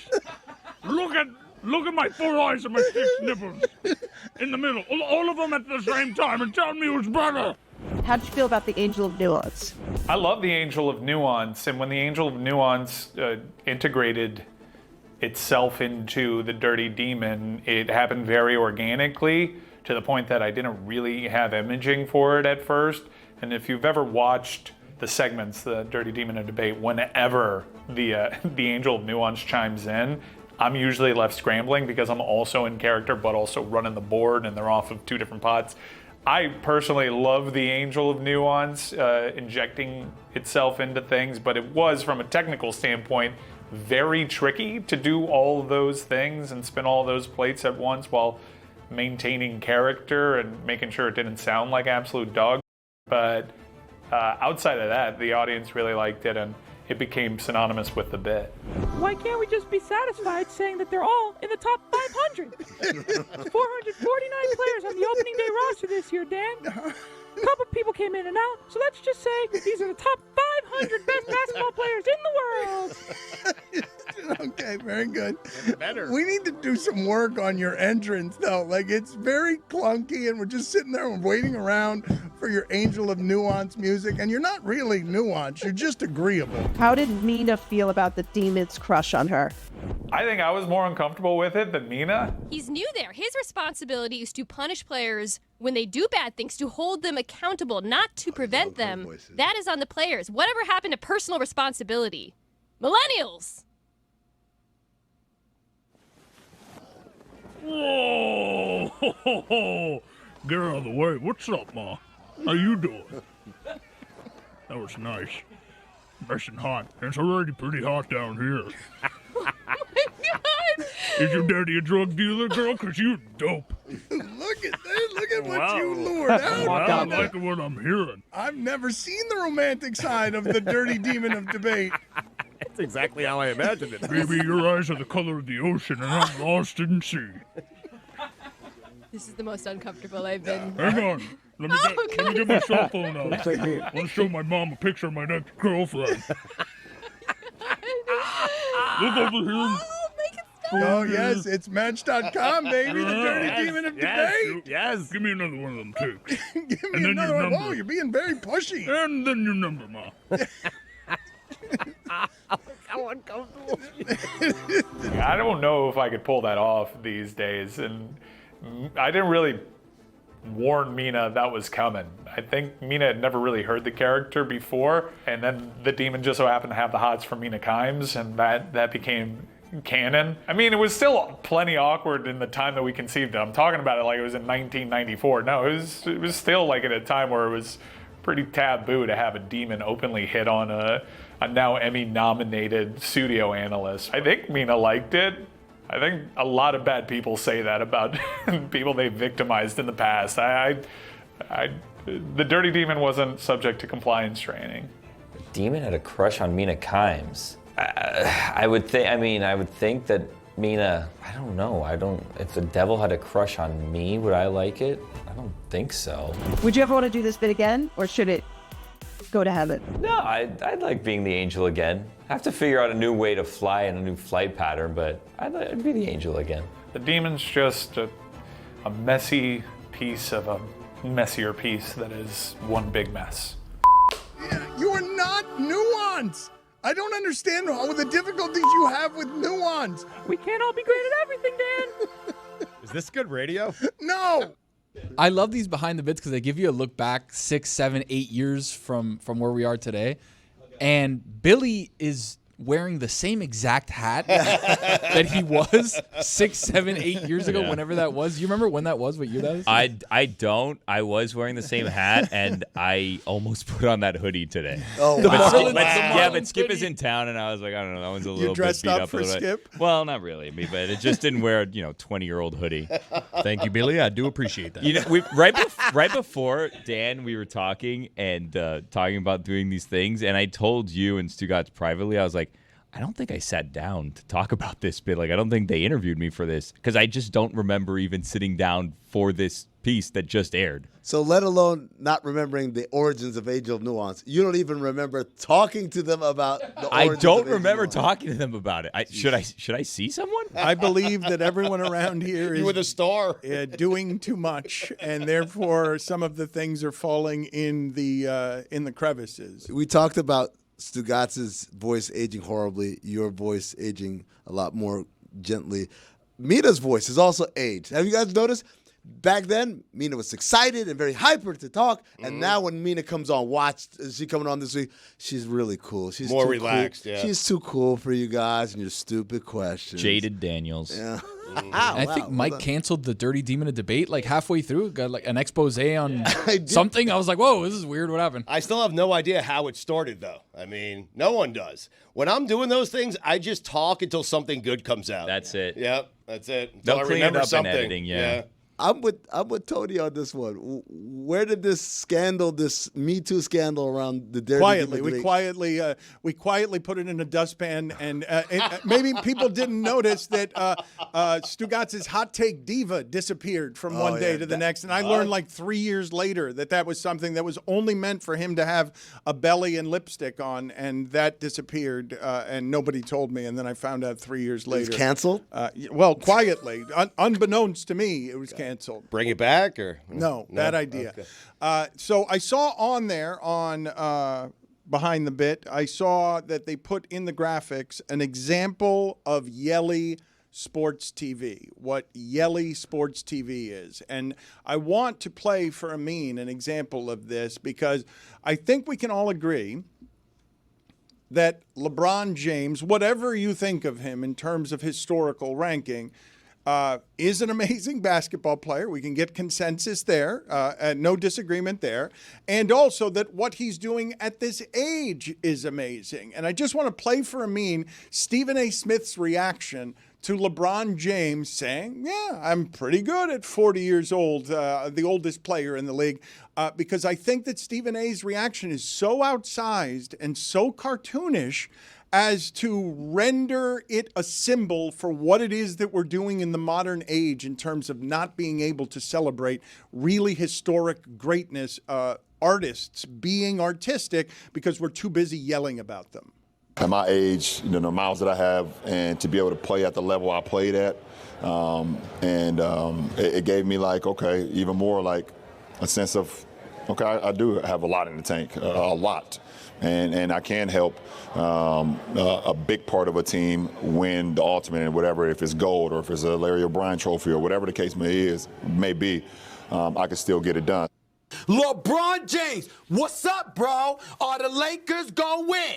Oh, you gonna be relevant? You gonna get bounced out in 5 games in the first round? You gonna get swept whenever you see Jokic in the vicinity and you ain't got Steph and the crew to help you out? But when you gonna get Serbia, what you gonna do? That's the point. Don't change the narrative. Don't let them change the narrative. Oh, I'm in the best shape and I feel like I can. Everybody know how great he is. Everybody know he's a champion. Everybody know he's in phenomenal shape. We even chronicled how much money he spends on his body. $1.5 million last time we checked. More than you, Shay. More than you, Shay. But it don't matter. At the end of the day, he got to show up. And are the Lakers going to be relevant? That's the damn narrative. This ain't as the Lakers turn. This ain't no damn soap opera. Handle your business. We want to see you win basketball games and go deep into the playoffs. That's the subject matter. Don't change it. Don't change it. Marcus Spears looks so concerned. Is Jeff Saturday in there for some reason? He is, yeah. Jeff Saturday's having fun, but Spears and Shannon Sharp both look like they're walking past a man being taken away in a straitjacket, and they're like, that poor guy. He finally cracked. He's right, though. Don't you guys think that it's corrosive, the need to have the priority be just the making of television? That the thing that's most important isn't what you're saying. Just be cartoonish in the way that you deliver it. We just finished talking about how when we go home, we have no idea what we talked about that day. Agreed, but it doesn't feel like it's ever like this to me. But Stephen A. is in the game of getting ratings. He's in the game of giving hot takes. I mean, he's doing a show called First Take. To be clear, you believe everything you say? Yeah, mostly. Oof. You're doing it wrong. Well, no, that's how you do it, and it's why the whole thing works. I'm the straight man, Billy. Perhaps you haven't realized how it is that you get to be the guy that you are who doesn't believe anything he says. Behind the Bit. There's a lie behind the bit that we're doing right now. Dan, maybe that's the problem, is that we are all doing that, and you can't fathom doing that because we've had to do it for you. That is while correct. You play the straight man. Man, it's hard. Wait, it's so- hard being goofy all the time. So Dan is the guy in the Ain't straitjacket? that the truth, sister? Placed in the straitjacket by the fact that I'm sitting there talking to David Samson and he blows a Latin mist in my face and I don't know what to do with it.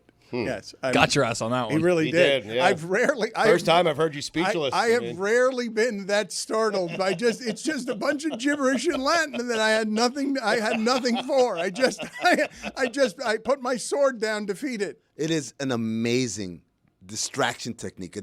You called Stugotz a word ninja. That was a word ninja move. He threw the smoke bomb of Dominus Ominous, and you were like, what? And he said, I win the debate. And he just ran away in a cloud of smoke. Speaking of words that don't mean anything, here is your weekly useless sound montage.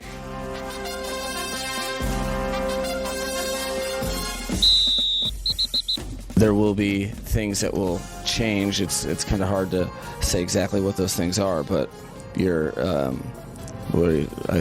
definitely in need of it. I just gave the game ball to somebody else, so I feel awful right now. When your defense holds them to 10, you gotta win the game 100% of the time. We'll look at the tape and try to improve on that. You got to look at yourself in the mirror first, and I'm looking at myself in the mirror first. I changed my pants at halftime. I didn't play good enough. That's what it comes down to. The opportunities, but ultimately it starts with me. Who has it better than us?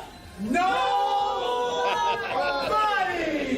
Thanks, Dad. The guys just never flinched and blinked. I appreciate his fight, but he and we were a little bit sloppy at times, too sloppy to comfortably secure victory.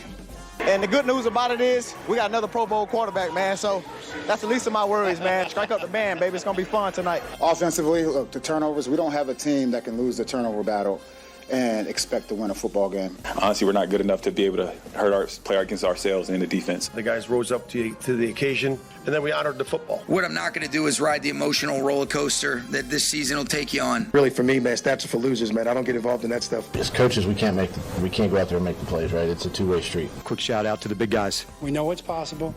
We know what we're capable of, but we got a long way to go. And we got a lot of work to do. They were playing that song about you swag and surf, and the whole stadium was moving. And I looked around, I was like, this is pretty sweet. It was a trying week, to be honest, right? There's a lot of hoopla and stuff. They kicked our butt. He told me his mom is 8 days older than I am. So there's no chance in the world that he thinks I'm cool. So It's like we're not playing our best football, but we're winning football games. And that's a big credit to our defense. It's a big credit to guys stepping up offensively in second halves. I'm glad we're getting wins, and we'll keep building and try to keep getting better. First, we had to stop kicking our own butt. Whether or not we're good enough to handle all the or ready to handle all the cadence. it's one way to do it. The other way is hold them accountable. I mean, we haven't had an issue. We've had one false start. We wanted to start fast. You know, it's easier said than done, but they came out and they started off real fast. They were crisp, they were clicking, and, you know, they got us an early lead. As I mentioned, I'm appreciative of the fight, but I'm not congratulating them for it. That's the business that we're in. No, it is. I mean, you can't, losing is not something you ever want, and whatever. I don't like to lose. We have, I would say, generally around here, an accountability problem. But do any of you actually ever take a good, long, hard look in the mirror? Do any of you actually do I've done it that? before. Yeah, I have. And? Nothing. I would think that your appraisal wouldn't be, I would think that you wouldn't love whatever it is that aging has done to, to you in the mirror. I tend to not stay in mirrors very long. I try to avoid them at this point. Quick peek and keep it moving. Yeah, sneak a peek. But what about when you're like flossing and you're doing like your nighttime routine, you wash your face, you kind of check things out. You don't I'm look trying in to the mirror? I'm trying not to make eye contact with the mirror. I'm avoiding. I spend a lot of time. The mirror doesn't lie. I spend a lot of time. Right, that is correct. Yours does. I lie to my mirror. That's right. It lies right back. No, it tells me the truth. It does. Rick Pitino tries, but he never sees anything. Is there like Yeah, kind of like he's doing Taffer's Taffer, like, he's Kind Is it of not? craning his head Where around. is it? Maybe something's in the way. I would love to know where it is that saying started, where someone said that the way to appraise how it is that you need to look at things most honestly is by looking straight into the mirror and do it for a good, long, hard time. Michael Jackson, Man in the Mirror. That's where it started. He's right. Chris Cody, thank you, Billy. I appreciate you always saying what you mean. I'm on it, Dan. Chris, do you have Gasbag of the Week, please? I do. And it's very exciting, Dan, because I'm not going to make the announcement this week. In weeks past, I would say who it was, and I'd play a clip. But this week, the Gasbag of the Week will be delivered to us by Christopher Mintz-Plasse. He's McLovin, and he's at some sort of con, some fan expose, and he's asked about being referred to constantly. And you'll hear in here who our Gasbag of the Week by who he mentions when he's talking about just constantly being called McLovin. Don't get me wrong, or someone screaming McLovin at me is obnoxious. And the most intense times, the weirdest times are in professional settings. Because I get it, walking down the street, people go, "You're McLovin." I'm like, yeah, I was in the movie, my name's Chris. But I did an interview on like ESPN with this guy, Dan Le Batard. And I'm like, well, no, this is a professional guy. He's got my name on the sheet. And he called me McLovin like 5 times in the interview. I'm like, dude, my name's like literally right in front of you, and I had to call him out, So that can get a little obnoxious. And on a bad day, if someone like grabs me and says it. But overall, can we get hell yeah? I have felt bad about that since it happened. So, Dan, you are the Gasbag of the Week. Congratulations, man. Yes, I deserve that. I don't think it's really the spirit of what Gasbag of the Week is supposed to be, but I deserve that, and whatever shame comes eternally from having done that. To be fair, Dan was Gasbag of the Week back when that interview was done, not this week. It's this week, though. But this is the week that we're doing Gasbag of the Week. Gasbag of the Week. The worst part, Dan, is you have an embarrassing moment like that. And Christopher Mintz-Plasse is a very accomplished actor. He's been in a lot of funny things. He's McLovin, though, if we're being real. No, he's been in a lot. To me, I always think of him as role models. Augie in role models. But the thing I think about is if I had that kind of moment, I'm like, well, that guy's never going to remember. He did the car wash. He did 1 million shows that week. He'll never remember my name. Nope. I feel bad about it. Yeah. I felt bad about it when it happened. I felt bad about it when he called me out about it, and I feel bad about it now that you've made me the Gasbag of the Week. It's an honor, and man. he's mentioning it in conferences. Well, it can be an honor, but not when you're ashamed of what you actually did. Well, I mean, that's on you. Agreed. I'm taking a good, hard look in the mirror. Also, do you guys think this jeopardizes our plans to cast him as David Samson in the Don Le Batard story? Gives him another option for a character that people can scream out, Samson! Yeah.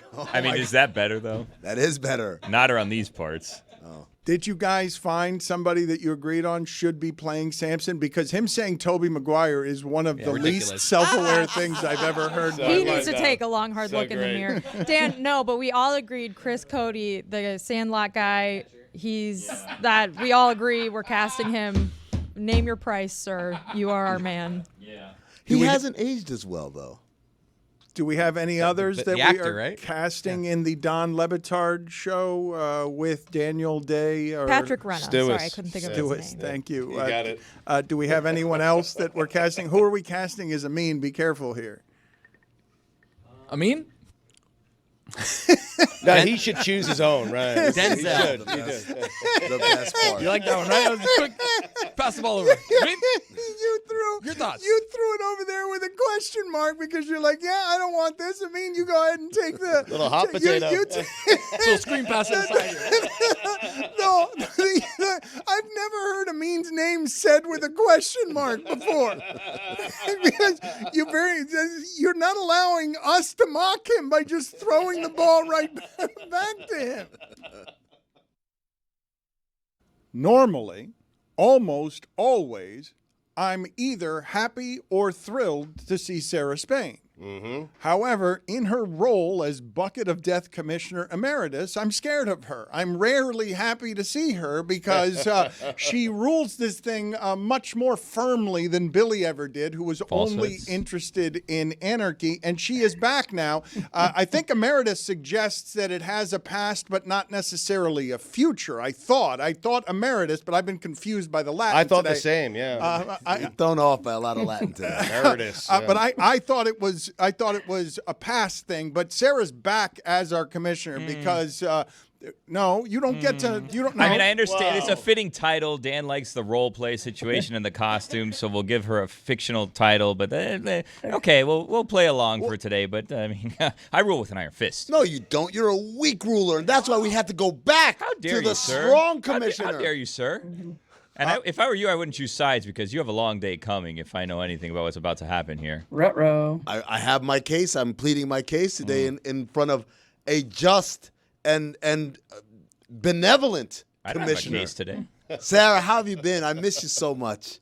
Oh, yeah, nice try. By the way, I think the Latin word is in perpetuitus is actually what it's a commissioner in perpetuitus. Infinitum is actually the word. That's what Samson said. Brilliant. Okay, either way, she's in charge again, and let's bring our first controversy in front of her. I don't know what happened here. Jess was collecting fines for a long time. Jess, you made a good amount of money because all of the fines were going to you in cash, but evidently Amin made a decision the other day to immediately choose. What do you put? I didn't make a decision. This is what happened. Jess was getting the fine money because she pulled the fine bucket helmet, correct? I was keeping some of it. I felt wrong taking all of it, even though it was mine to take. So there was a decent amount in the fine bucket for the whole offseason. Okay, so I then pulled the fine bucket, and I expected that these rules would get passed along to the next a person who has that helmet. And so I got the $10 that were in the bucket, and I said, well, all the other fines are going to continue to come into me until someone else fills the fine bucket.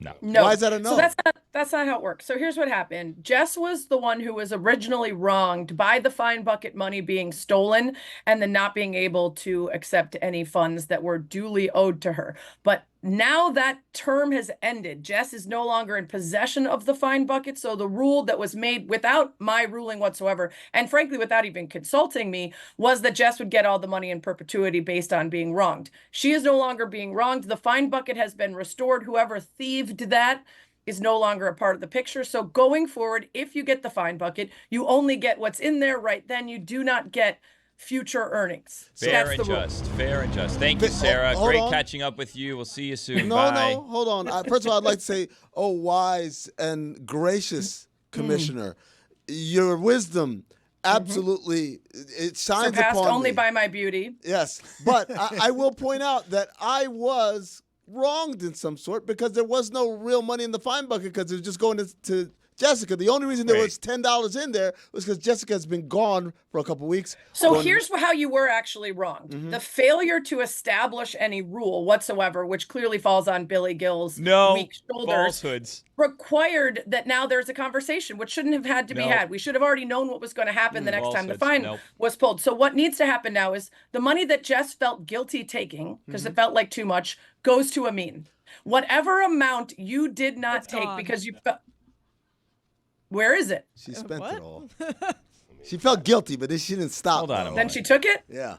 Oh, you mean the extra money? Okay, no, Yes. that's still okay. There was only $10 in there. That's what you felt guilty about? You left $10? There was way more than $10 in there. Did There someone was, steal? There was only $10 in there. Look, Stugotz seems to know. Madam Commissioner Emeritus. Yes. In perpetuitus. Well, Infinitum. that's Don't forget debatable. infinitum. Yeah. Infinitum. So this is what actually happened because you've just been being served up a bucket of lies. And to be honest with you, it's disgraceful, it's shameful, and it's not befitting of someone in your position. This is what happened. Amin was hosting the show that day, and he picked last. Mike Ryan picked slightly before him, just before him, in fact, and it was his second draw, so he was stuck with the instant death and the fine bucket. When he drew that, we said, well, wait a minute, Jess has been getting all that fine money. Someone check the fine bucket. It was known immediately that there was only $10 in there, and Mike was upset that he had the $10 and the instant death, and then he started getting upset that no one's paying off punishments. He had this whole charade, right? Mm-hmm. So then Amin picked after that. And Amin picked the swap. Mm-hmm. And Amin then had a winning helmet that he could have picked. So he had an instant win had he not chosen to swap. He would have been off scot-free. Mm-hmm. And Amin then said to Mike, well, hold on a minute. I can swap and just get $10. And said verbally, if I swap, I get $10. I'll take $10 for a loss any day of the week. because I'm not even going to have to pay it off. No one's paying off their punishments, which was an insult to the game and an insult to you, madam, an insult to you. And I took personal umbrage on your behalf when I heard that. And I honestly, my weekend was off as a result. I couldn't even enjoy football properly because I was so hurt that someone would disrespect you in such a manner. I couldn't believe my ears. I couldn't believe it. Is that why you brought a police officer with you today to enforce some sort of rule? Should I be worried about where Tony's badge sits? That's my bailiff. In the totem pole of power here. Is that above or below a commissioner? It's below. Everything is below the commissioner. What is the ruling? I mean, what did you want to say before we get to the ruling? I just want to say, sagacious and enlightened commissioner. Yes, I said the $10, but I thought because it was I was going to get a stream of monies coming towards me. Okay, you had a swap helmet. That's positive. Jessica, what do you have for Sarah? I just want to state the confusion was because I was guilty both about taking the money and leaving money in the fine bucket. So I was guilty about the whole money situation. However, the last time I checked, there was still a decent amount of money. There were a couple 20s in there. So between that and last week, I don't know what happened to the remaining money. I didn't take all except 10. There was definitely more money in there. I think there's another thief. I think there needs to be a lock on the fine bucket. I mean, this is twice now that there has been someone from within your ranks, someone that you trust, someone that you consider a friend and a colleague, stealing money directly, in this case, from Jessica, and now from Amin based on the elaborate scheme that he had planned for future money. Chris Cody, please look up for me why it's scot-free. I don't know why it's scot-free. I don't know why anyone is scot-free. So please look that up for me. It's probably going to be something we're not allowed to say anymore. Yeah, probably. She is involving people from Scotland. Scott Peterson. And Sarah is right. I am personally offended that there is a thief in our midst that makes all of this so. But Sarah, just officially, what is your ruling before I get to other rulings and before we get the Grim Reaper in here? Okay, the official ruling is that was a clever attempt. I mean, unfortunately, it was not successful. So you will have to pay your punishment and you get $10. But also, Jess made the grave error of twice accepting guilt and then trying to sound pious by not taking money and then later revealing that it wasn't that much money. Catholic. So Jess does have to give two $20 bills immediately to Amin. Wow. Wow. You are 20s. merciful and compassionate. Fair she doesn't have cash, but a sponsor. Dan, Venmo is a sponsor. Do you have two 20s? No, You Venmo. can spot me. Fair You got a and just. Venmo. Thank you. That is a ruling. The ruling is in. Thank you. $20 or $40 owed to Amin. You will Venmo him.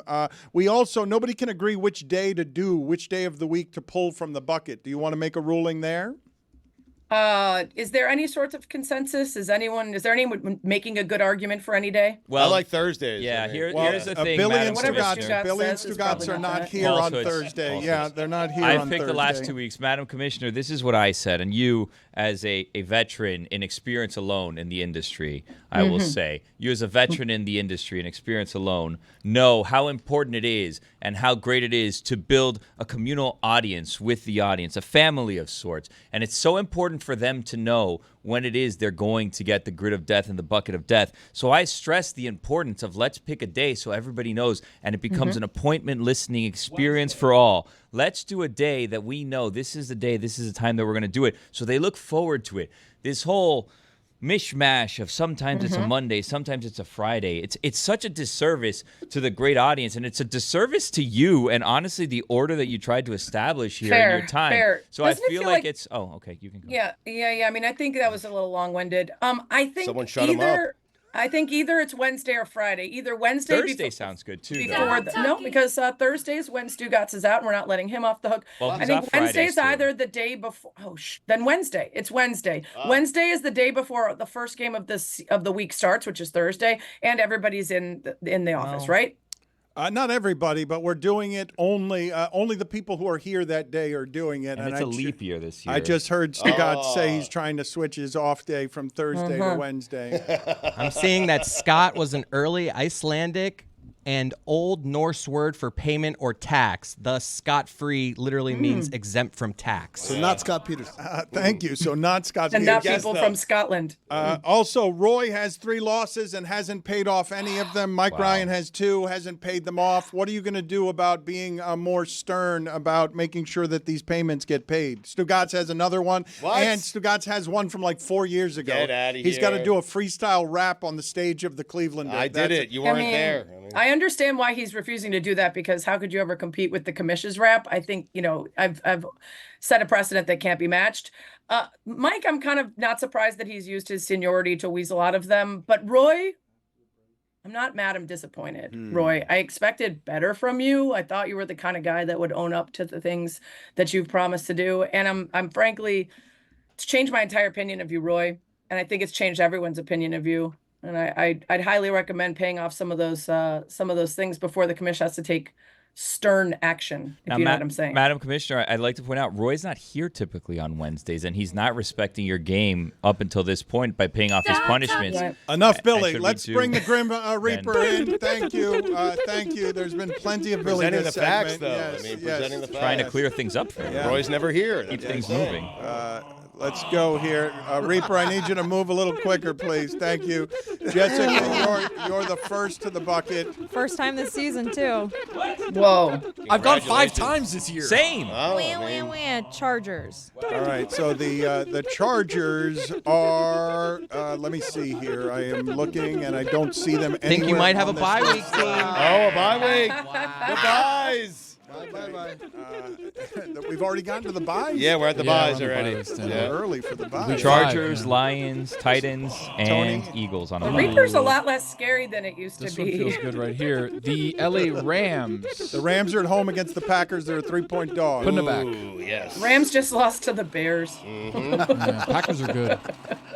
All right, here we go. Last The one Bears. here. How about Last the Bears, one. Sarah? I mean, The Pittsburgh progress. Steelers, they play the Steelers are at home Cowboys. against Awful the Cowboys. loss. Sunday Night Football. I actually like it. I'm going to keep it. Well, you have no choice. I mean, 2.5-point favorite the Steelers are against the Cowboys. Billy, go ahead and reach All right, the I'm bucket. picking, and I feel a lot. Dude, Of, how about those Jets? how about him? I feel a lot lighter knowing that I've already selected my punishment from last week's losses. Just like to point that out, Madam Commissioner. The Vikings. Oh, that's a good one. Oh, The solid. Bench Jets game, at- Sam Jets. Darnold. I'm going to keep this In one. London. Yeah, keep that.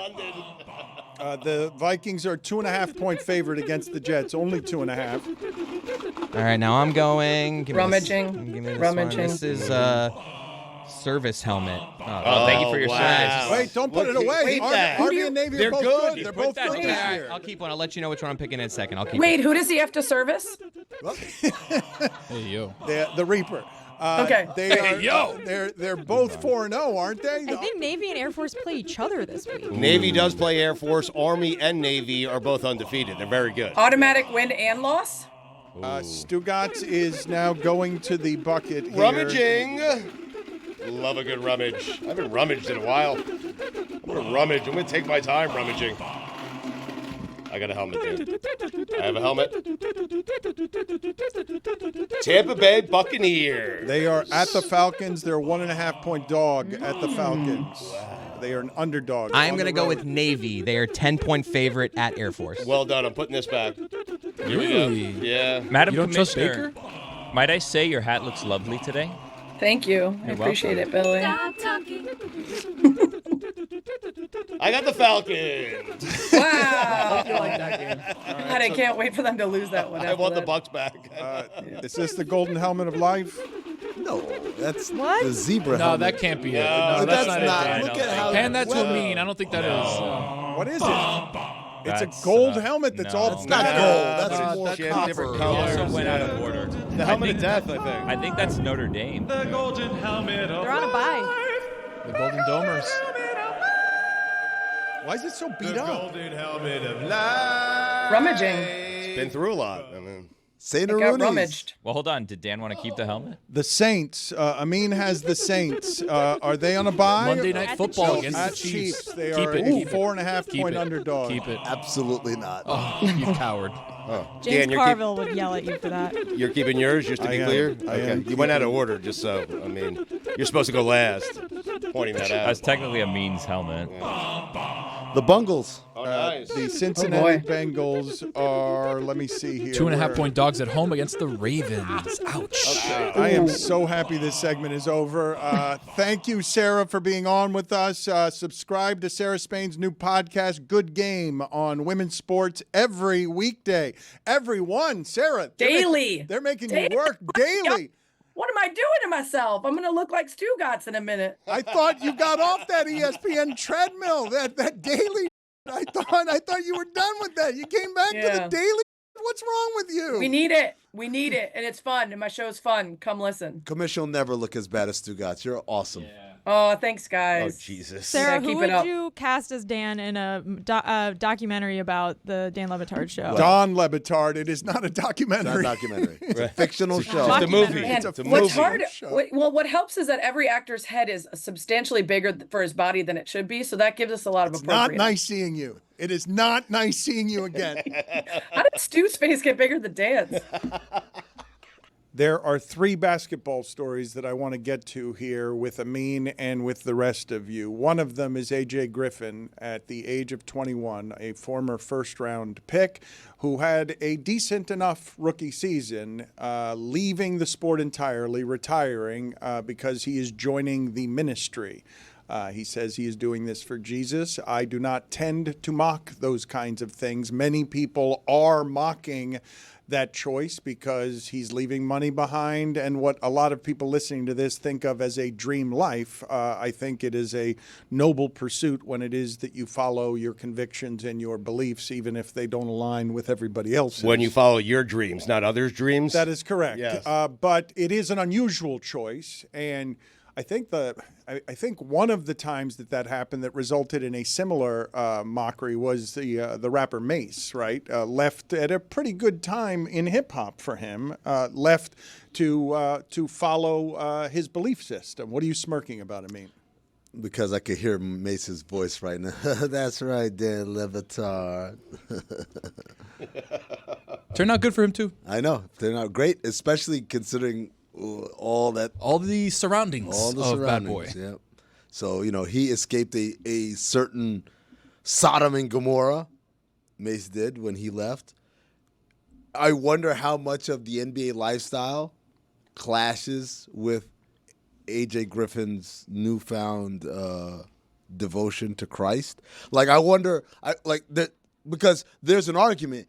He could keep playing in the NBA and do that. That Jonathan Isaac is a great example of someone who is super duper ultra religious and also plays basketball because it gives you a platform, it gives you access, and but the ministry is hard though. If you're joining he's not just devoting himself to religion spiritually and emotionally. He's doing it occupationally.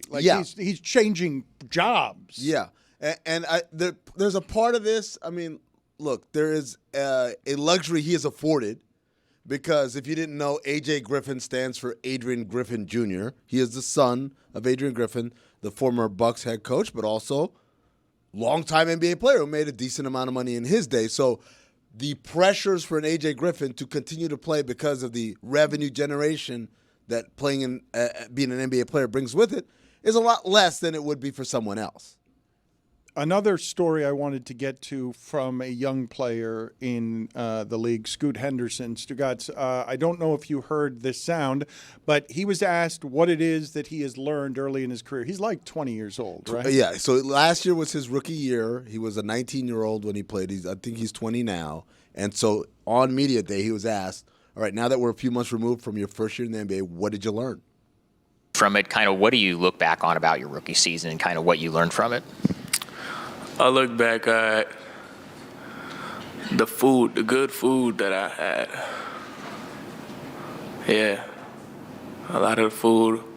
And then, what I've learned from it. Never related more to a sound. Yeah. Food. That's a hilarious answer. That is an all-time media day answer. That's going to live on for years and years.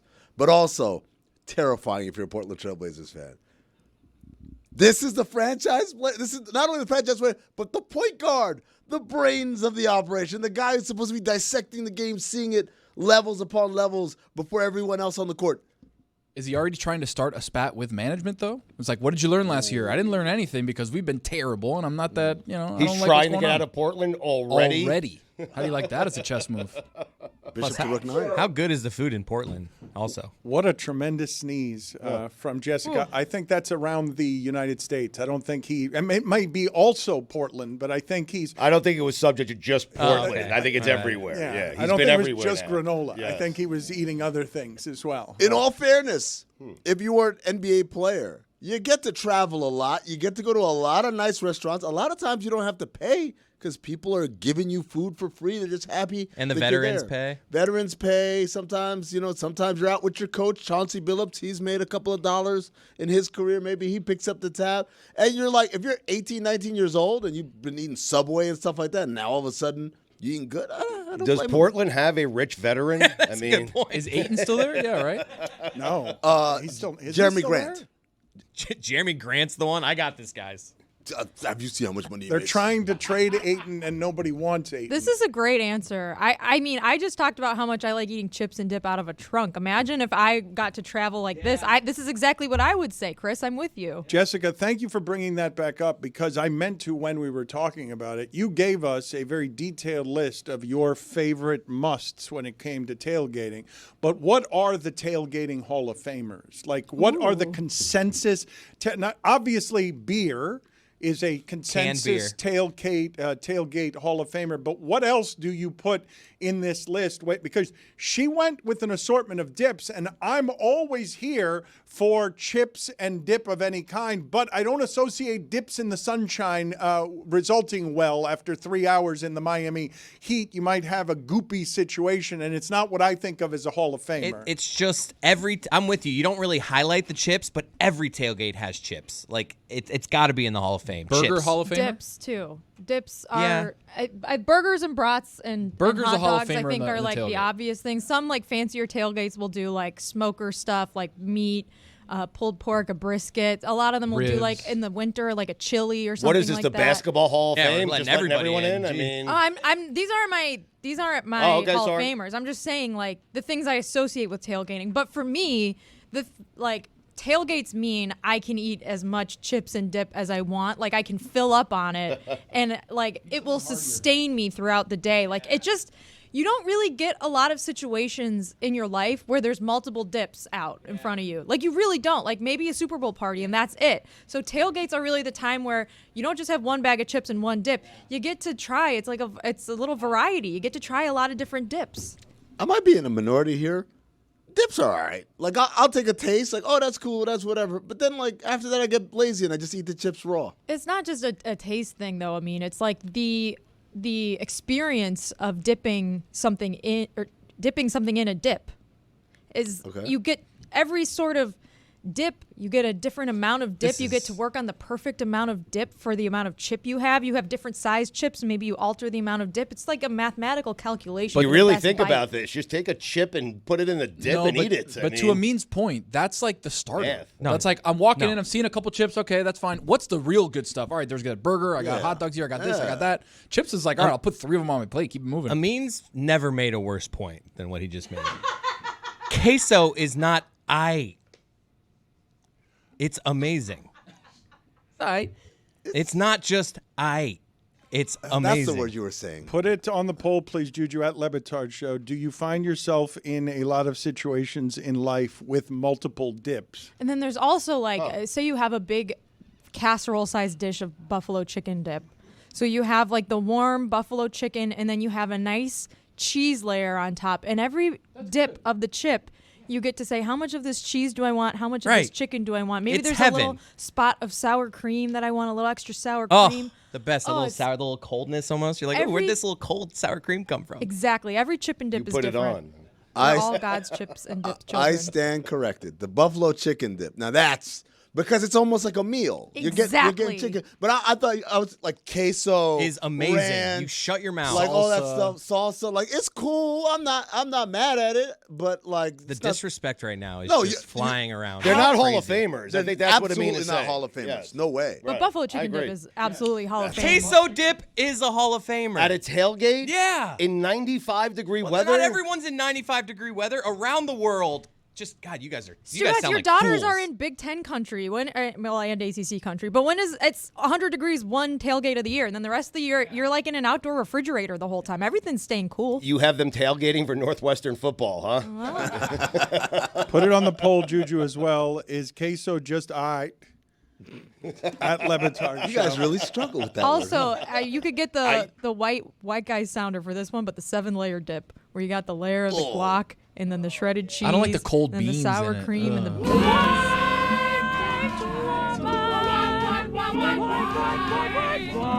They both enjoy it. That's why.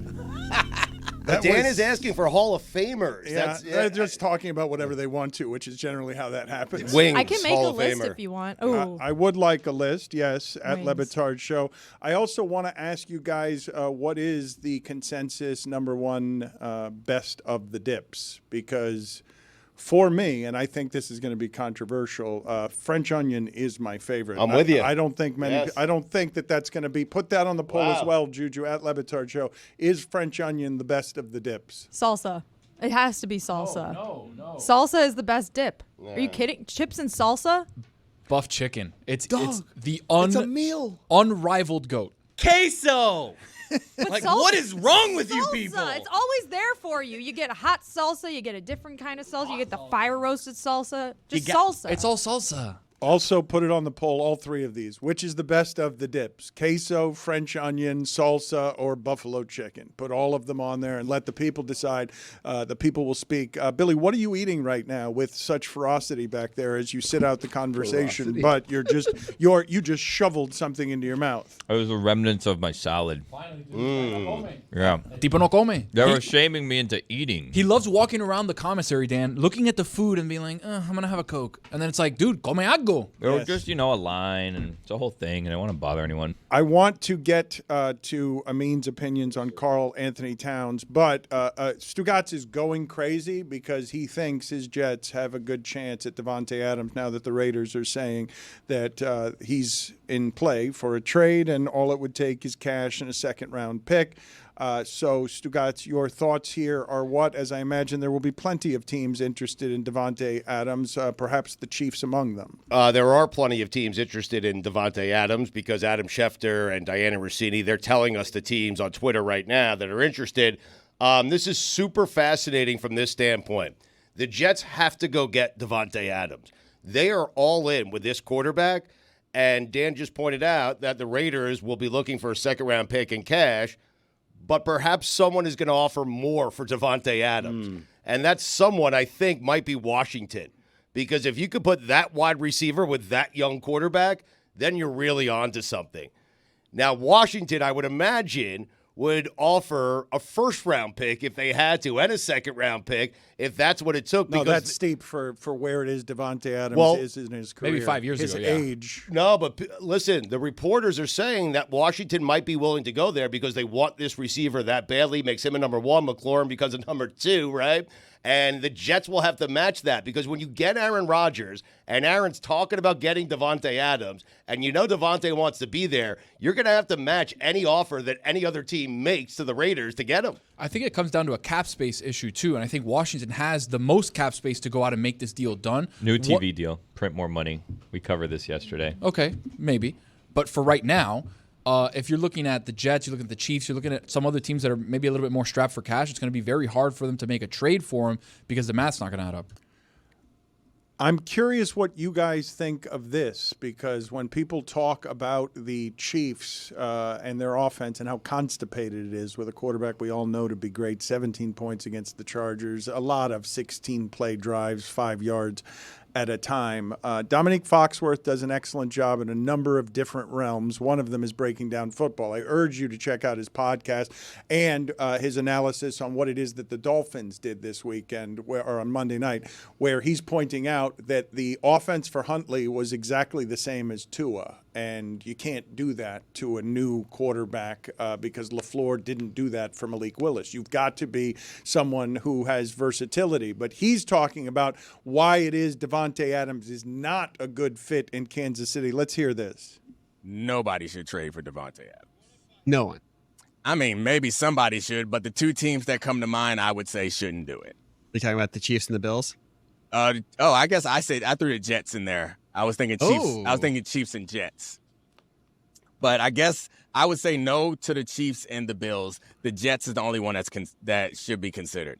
I said no to the Chiefs because I think that I think the Chiefs' offensive problems are more than a weapons issue. And Really? Yeah, I think their offensive. I mean, I think the left tackle. It's not just the left tackle; it's also the quarterback. And maybe it's a result of the left tackle, but the quarterback is not comfortable in the pocket and he's not playing well. I think that's and the one big play they had to where they had 7 people in protection, and it was a great throw. And I think Patrick Mahomes did magical Mahomes things in that game also, but he's very uncomfortable right now playing football, and it doesn't look great. He agrees with you, huh? I mean, it's just crazy to me that we continue to do this with the Chiefs, where at one time they had Tyreek Hill and Travis Kelce in their prime. And what's happened since is just very slowly a number of things get slightly worse, and they're still 4-0. And now the quarterback is taking some of the criticism. I haven't heard a lot of that anywhere other than from Dominique. And it is funny to see that they're still 4-0. Chiefs are a bit of a mirage right now, middle of the pack in offensive and defensive numbers according to PFF. I have my Hall of Fame list if we want it. We do. Tailgate Hall of Fame list. Really? This is my list, okay? And I have 2 OLIs. Okay, so it's a top 5 then? It's a Yes, top it's a 5 top 5. all time, like These are tailgating my Hall of Famers. Yes. Get the fanfare This is ready. exciting. It is very Food exciting. edition, no beverages. That's right, just food. Okay, let's hear what you got. OLI chili. It's a good one. Warm cup of chili. An October game, November game, warm your hands with a nice bowl of chili. Mm-hmm. We're not talking about Miami Tony. We're talking about just out in the world. It's my prism. Well, in fact, chili, you're specifically not talking Miami. You're talking cold weather, right? Yeah. Chili, in fact, chilies would be terrible in Miami. We don't want to be going like coffee at a tailgate in Miami, right? So you're doing. This is it's her list. It is her list, but I want the context. This is in Chicago during a winter Big Ten game. countries. So Chicago, Yeah. LA, Piscataway, Now, Big Ten countries. do you have your own personal porta potty for the chili, or I'm holding it till I get to the stadium. Got it. I mean, okay, like an adult. All right, Got it. like in a Stugotz. Even USC for chili. I mean, I Big said Ten Big country. Ten country. Oh, okay. Washington, LA, I think that USC is now in the Big Ten because I don't know where anybody's playing. ACC country too. Also Big 12 country, just not Miami country. Okay. Okay. OLI, any Halloween themed dessert. If you bring a little spooky chocolate dip pretzel to a tailgate, oh my God, I will cry. never been to a tailgate, but I have to believe this is falsehoods. What? Falsehoods. Halloween. Yeah, you get caught up in Halloween-themed the treat? spirit. This is football centric, obviously, because Yeah. it's the time This of the is year. a shocking selection. No, Nobody, these but are OLIs. These weren't Those nobody, are OLI. but These were nobody, not selections. nobody would make that a nominee. My whistle is not wet yet. A Halloween themed treat, like a little spooky Rice Krispie that's Oh. a ghost, a little ghosty. Nobody would choose that. Jess, I got a blanket that's a bunch of dogs wearing ghost costumes. Oh, that's so cute. Are you sure they're ghost costumes? But you don't go buy these, right? You just have them hanging around the house. You throw them into the car. Is Number that- 5. You make them. Number 5, brats. I love a good brat. Put a little spicy Good answer. mustard Good on answer. it. Good answer. Good Some, one. Maybe some sautéed onions. Ooh. Brats are life. Yes. Love brat. Put it brat on the summer. poll, Juju at Le Batard Show. Excellent, Our yes. bratwurst's life. Yes. Number 4. Pigs in a blankie. Oh, yeah. Now the Pop 'em whistle in. My is language. wet. Pops in a little weenie and a little blankie. Mwah. Crescent roll. Pop them in the oven. Warm them up. Bring them to the tailgate. Pigs in a blankie. Number 3. Wings. Give me all the wings. Love a wing. Tough to make though. A little at the messy, tailgate. a little messy, and a lot of detritus after you finish eating the wing. Debris. A lot of what? Real quick, because Debris. Chris said it's tough to make. Is it frowned upon to bring pre-made food to the tailgate? No, of course not. Okay. But like the most elite tailgates will have a cooking mechanism at them, but not every tailgate needs one to be a great tailgate. Got it. in Put my this opinion. on the poll as well, Juju. Better dip for wings, blue cheese or ranch at Le Blue Batard cheese, Show. obviously. Ranch, obviously. Hatfields and McCoys. Number 2. Number It's 2, always ranch. buff chicken dip. There you go. And I had to put my favorite dip at number 1, chips and salsa. Just give me a bag of chips and a bowl full of salsa, and I'm a happy little lady. I mean, why are you waving her off with a single dismissive hand? It's a terrible Hall of Fame. Like Stugotz wanted to call it the Basketball Hall of Fame that everyone gets in. It's worse than that. It's a Hall of Fame where like weirdos are Hall of Famers. You've never been to a tailgate. I mean, that's true. But You mean like every Hall of Fame? Even the Halloween cookies, like, what am I doing here? Well, the Halloween, I was just stunned by that as in. It's a throw-in, Dan. I mean, it's the Halloween cookies, like, what December. am I doing in this Hall of Fame? You're playing a themed desserts. Themed desserts. You should I'm have said sorry. themed desserts Themed then. desserts are so What if it's freaking before Labor cute. Day? And I know that you are. Not only are you great at tailgating, but you're adjusting your tailgate to the season. If you're bringing a themed treat to a dessert in October. Just keep in mind. I just said it. I'm imagining that this is a January playoff football game and someone's showing up with a Halloween cookie. And Who brought the stale cookies? You guys, you know what? This is because you guys live in Miami where it's not spooky at all here. It's not spooky at all in Florida. Oh, it's it's 100 spooky. degrees. Trust There's me. no giant skeletons. There's no jack-o'-lanterns. There's no little kids in costumes. Just cafecito. It's That's just it. hot all the time, and it's not cocaine. spooky. It just, I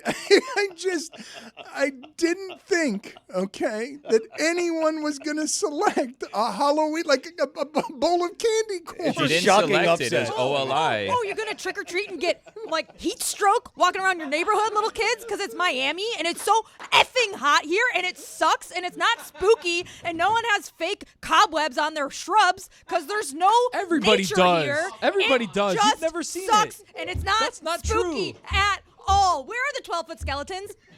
Go to Tell a me residential where one neighborhood. 12-foot skeleton Go to a is. residential I haven't seen a neighborhood. 12-foot skeleton You don't in live Florida residential. in my entire life. This feels like it's about more than Halloween.